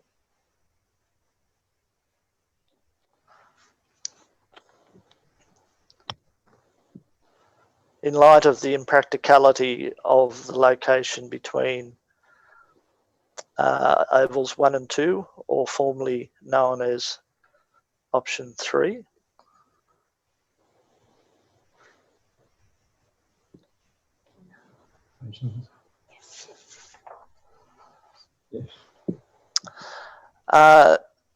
Delete the and this is in the same one, delete the reference to a bar in dot point 4. And delete dot point 5.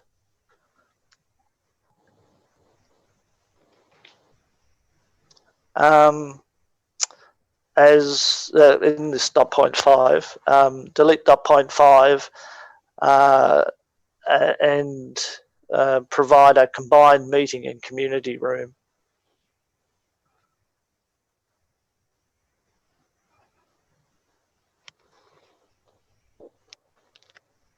Further point, the scale of the building should not exceed 350 square metres squared.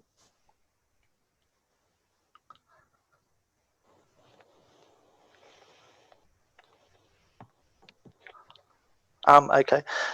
PDF L35. Delete it as would duplicate delete that. Delete as it would. You don't need to write this, as it would be a duplication of what is provided nearby sports facility. That's if you were the consultant's report was suggesting option 1 and a auxiliary facility between 2 and 3. But if you're going to have something in location 3, then having that additional facility is just a duplication. PD FL59, deleted. I'm sorry to interrupt you. We've reached the normal duration of our meeting. We can extend it by half an hour if councillors are mind to do so.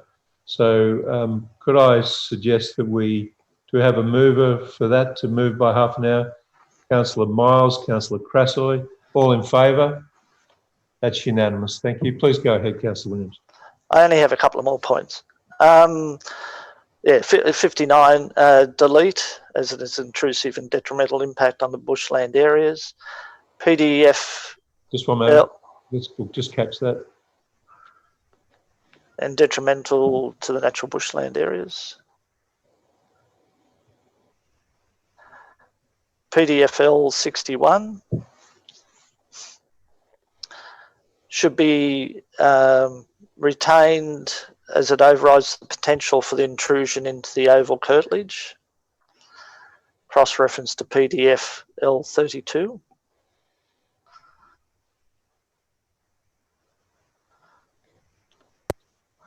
Sorry, Councillor Williams, could you just repeat the last bit of that? Can you see that on screen? Where were we? Into the oval curtilage. And that's cross-referenced with PDFL 32.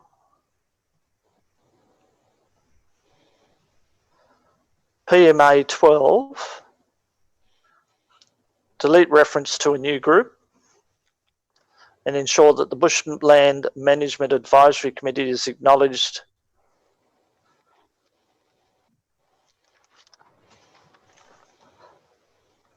as the source of advice for bushland issues and management in the park.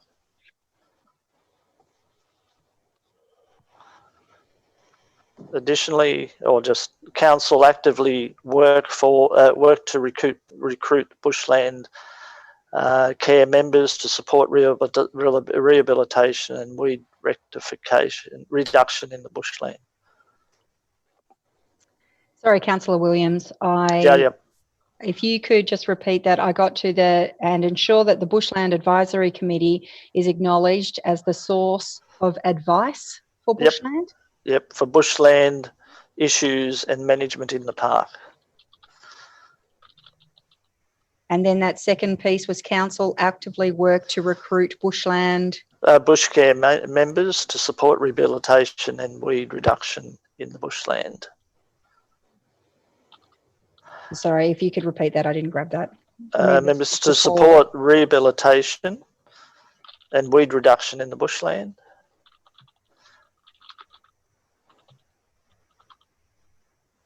And finally, PMA 35, change priority to high. It's an essential mechanism for funding key projects in the park.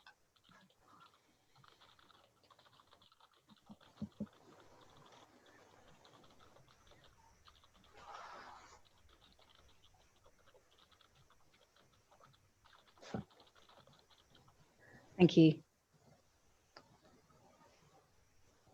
Councillor Williams, does that complete your amendment? Yes, Mr. Mayor. Could you give us page numbers for those, please? For which? For all.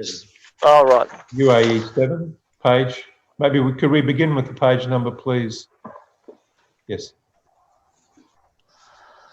So if you go to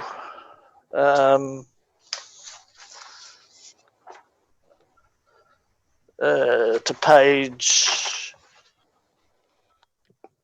175 has UAE 7. UAE 10 is on page 176.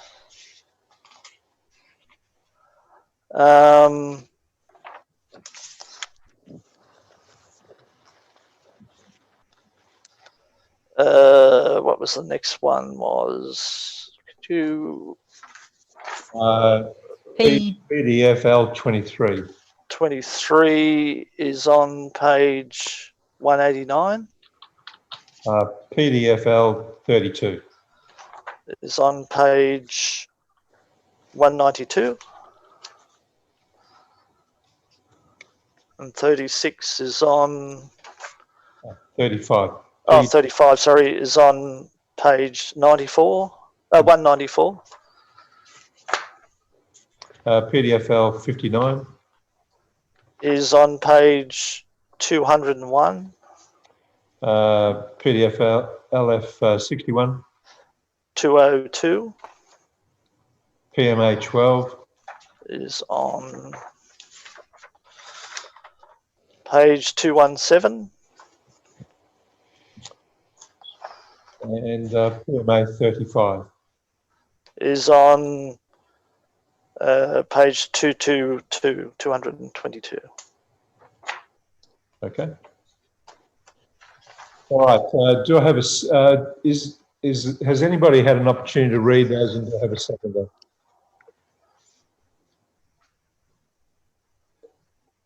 I'm not sure if people have had a chance to look at it. Should we take a moment to have a look at them and see if we can get a seconder?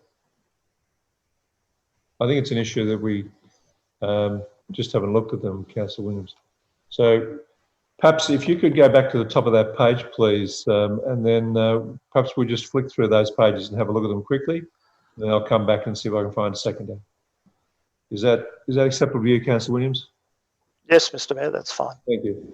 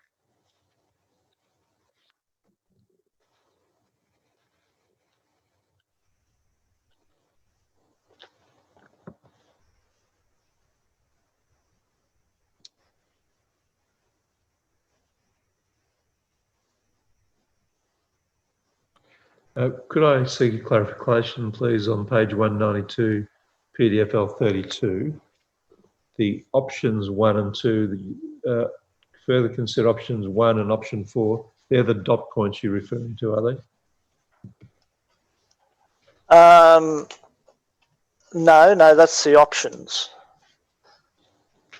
At the moment, we've got option 3 in there, which I'm suggesting is impractical based on the size and scale of the building and its intrusion into the heritage curtilage and oval 2 playing field, in conflict with that. And so council needs to reconsider options 1 and 4. Option 4 is closer to the cricket nets, which probably would serve most people's interests. But option 1 was clearly the option favoured by the broader community outside the sporting groups. Oh, okay. Thank you. Can I just ask, Mr. Mayor, through you, the question of the General Manager? Yes, certainly. Councillor Miles. My understanding is that there is the current recommendation is not option is not option 3, but is not option 3 or option 4. It's a space that gives the ability to place the building because of construction constraints, is my understanding, in any area as identified in that map. So it's not actually any of the options as identified in the first iteration of the plan. It's actually a band around that location that allows siting in a number of different places. General Manager. Yeah, through you, Mr. Mayor. So the final plan and supporting master plan shows a blob, and I'll ask our parks planner to make further comment about that. But the reason for not actually showing a dotted perimeter line is because it is purely concept at this stage, because there hasn't been a located site, and until we have a definite site, it's impossible to do a detailed design. If I could just ask Susan, our parks planner, to make a comment on the siting of the facility within the plan. Thanks, Susan. Yes, just to follow on what you said, in that part of the park, there are some constraints there that need to be taken into account. So they're the sorts of things that will be looked at much more closely at detailed design. So it is an indication. So it's not site 3. It's somewhere between sites, in that vicinity on that side of the oval, but not specifically the same as site 3. Does that answer your question, Councillor Miles?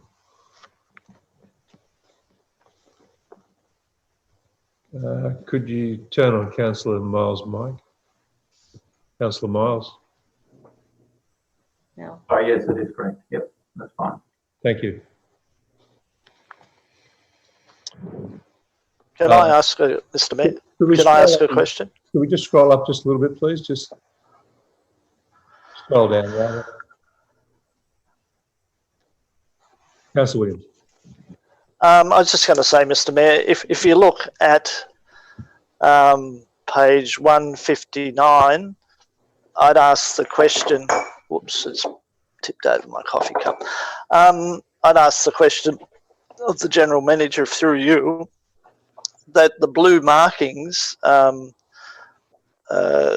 allow for construction in option 2, because it doesn't cover the area that was proposed in option 2, and certainly doesn't go far enough to cover option 4. So my question would be, the boundaries that are provided by that blue dotted line on the plan, the landscape plan, is basically confined to option 3.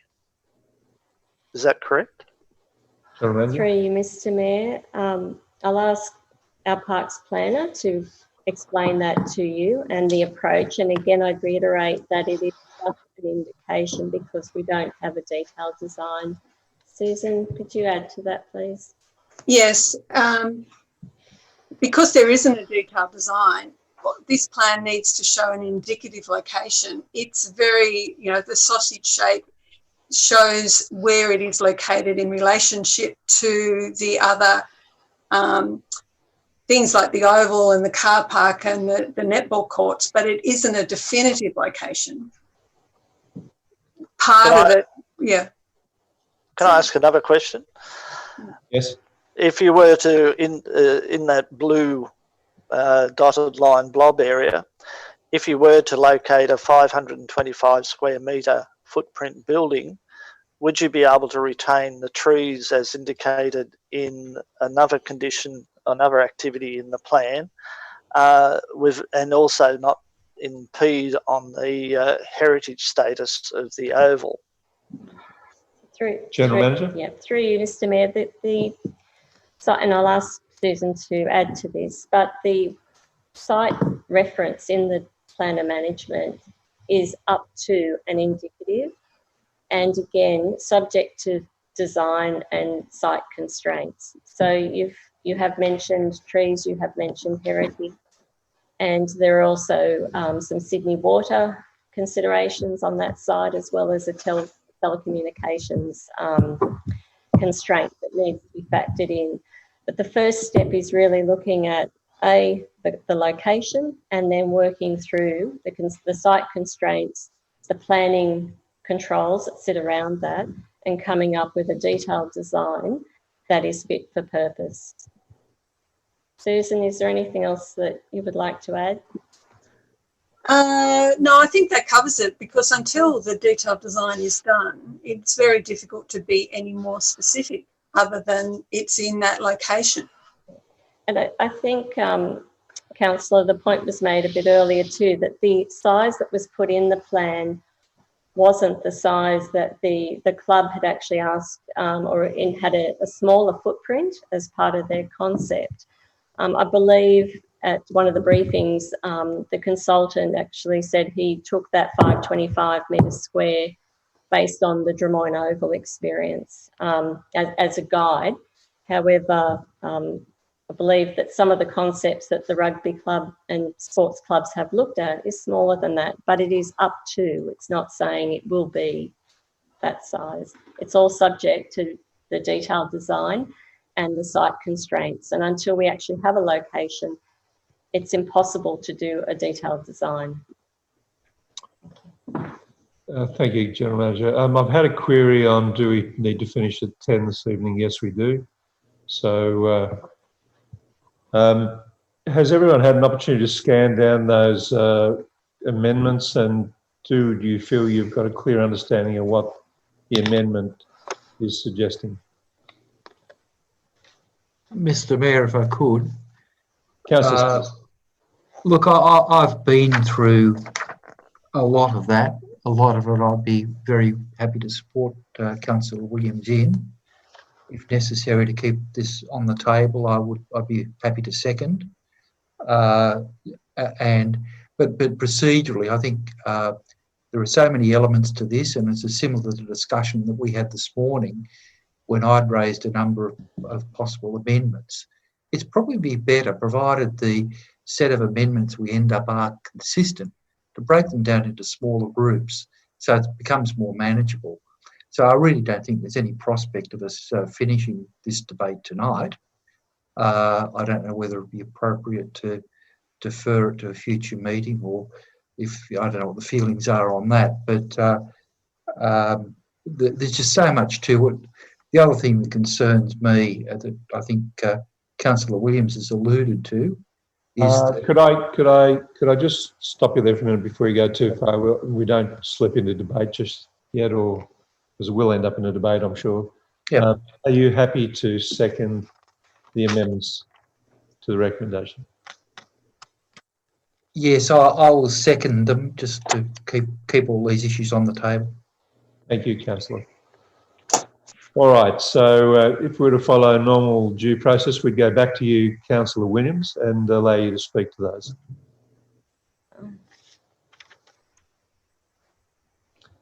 I think that would take us well past. Could you unlock Councillor Williams' mic, please? Thank you, Councillor. Go ahead, Councillor. Thank you, Mr. Mayor. I'll be brief. I've said a lot already in relation to this, but I disagree that design will decide size. Council needs to set a limit on the size of any structure, because otherwise there is the potential in that location to have a 525 square metre times 2. And to me, that site cannot cope with that. So to start out with that premise, I think is incorrect. There are other issues which I've raised there in addition to the issue around the sporting facility location. I don't mean talking about a location and scale. The need is imperative. We have to do better for our sporting groups. But in doing that, we have to get it right, and we have to make sure that the broader community is also going to come along with the process. There are other elements there which I've referred to, Finley's paddock. I think it is appropriate for that location, and it is possible, based on the council officer's comment at the briefing, that can, with time, be referred back to national bushland.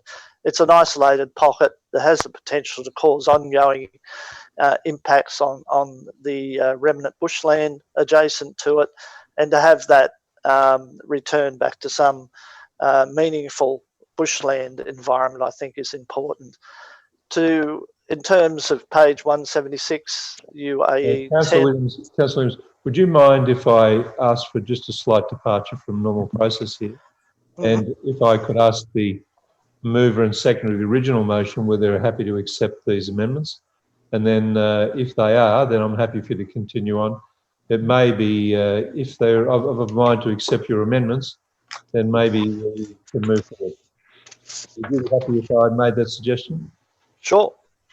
Councillor Miles, would you be willing to accept these amendments? No, I wouldn't, Mr. Mayor. Okay. Councillor Williams, back to you. Thank you. Yeah. It's also important that we don't alienate our bushland, and to provide fencing which is unspecified around the forest. I could think of nothing worse than that park of having chain wire fence 6 feet high around what is something that should be able to be viewed and accessed by residents. There should be some process to make sure that that area is safe and that people respect it, but fencing it off, I don't believe has any merit at all.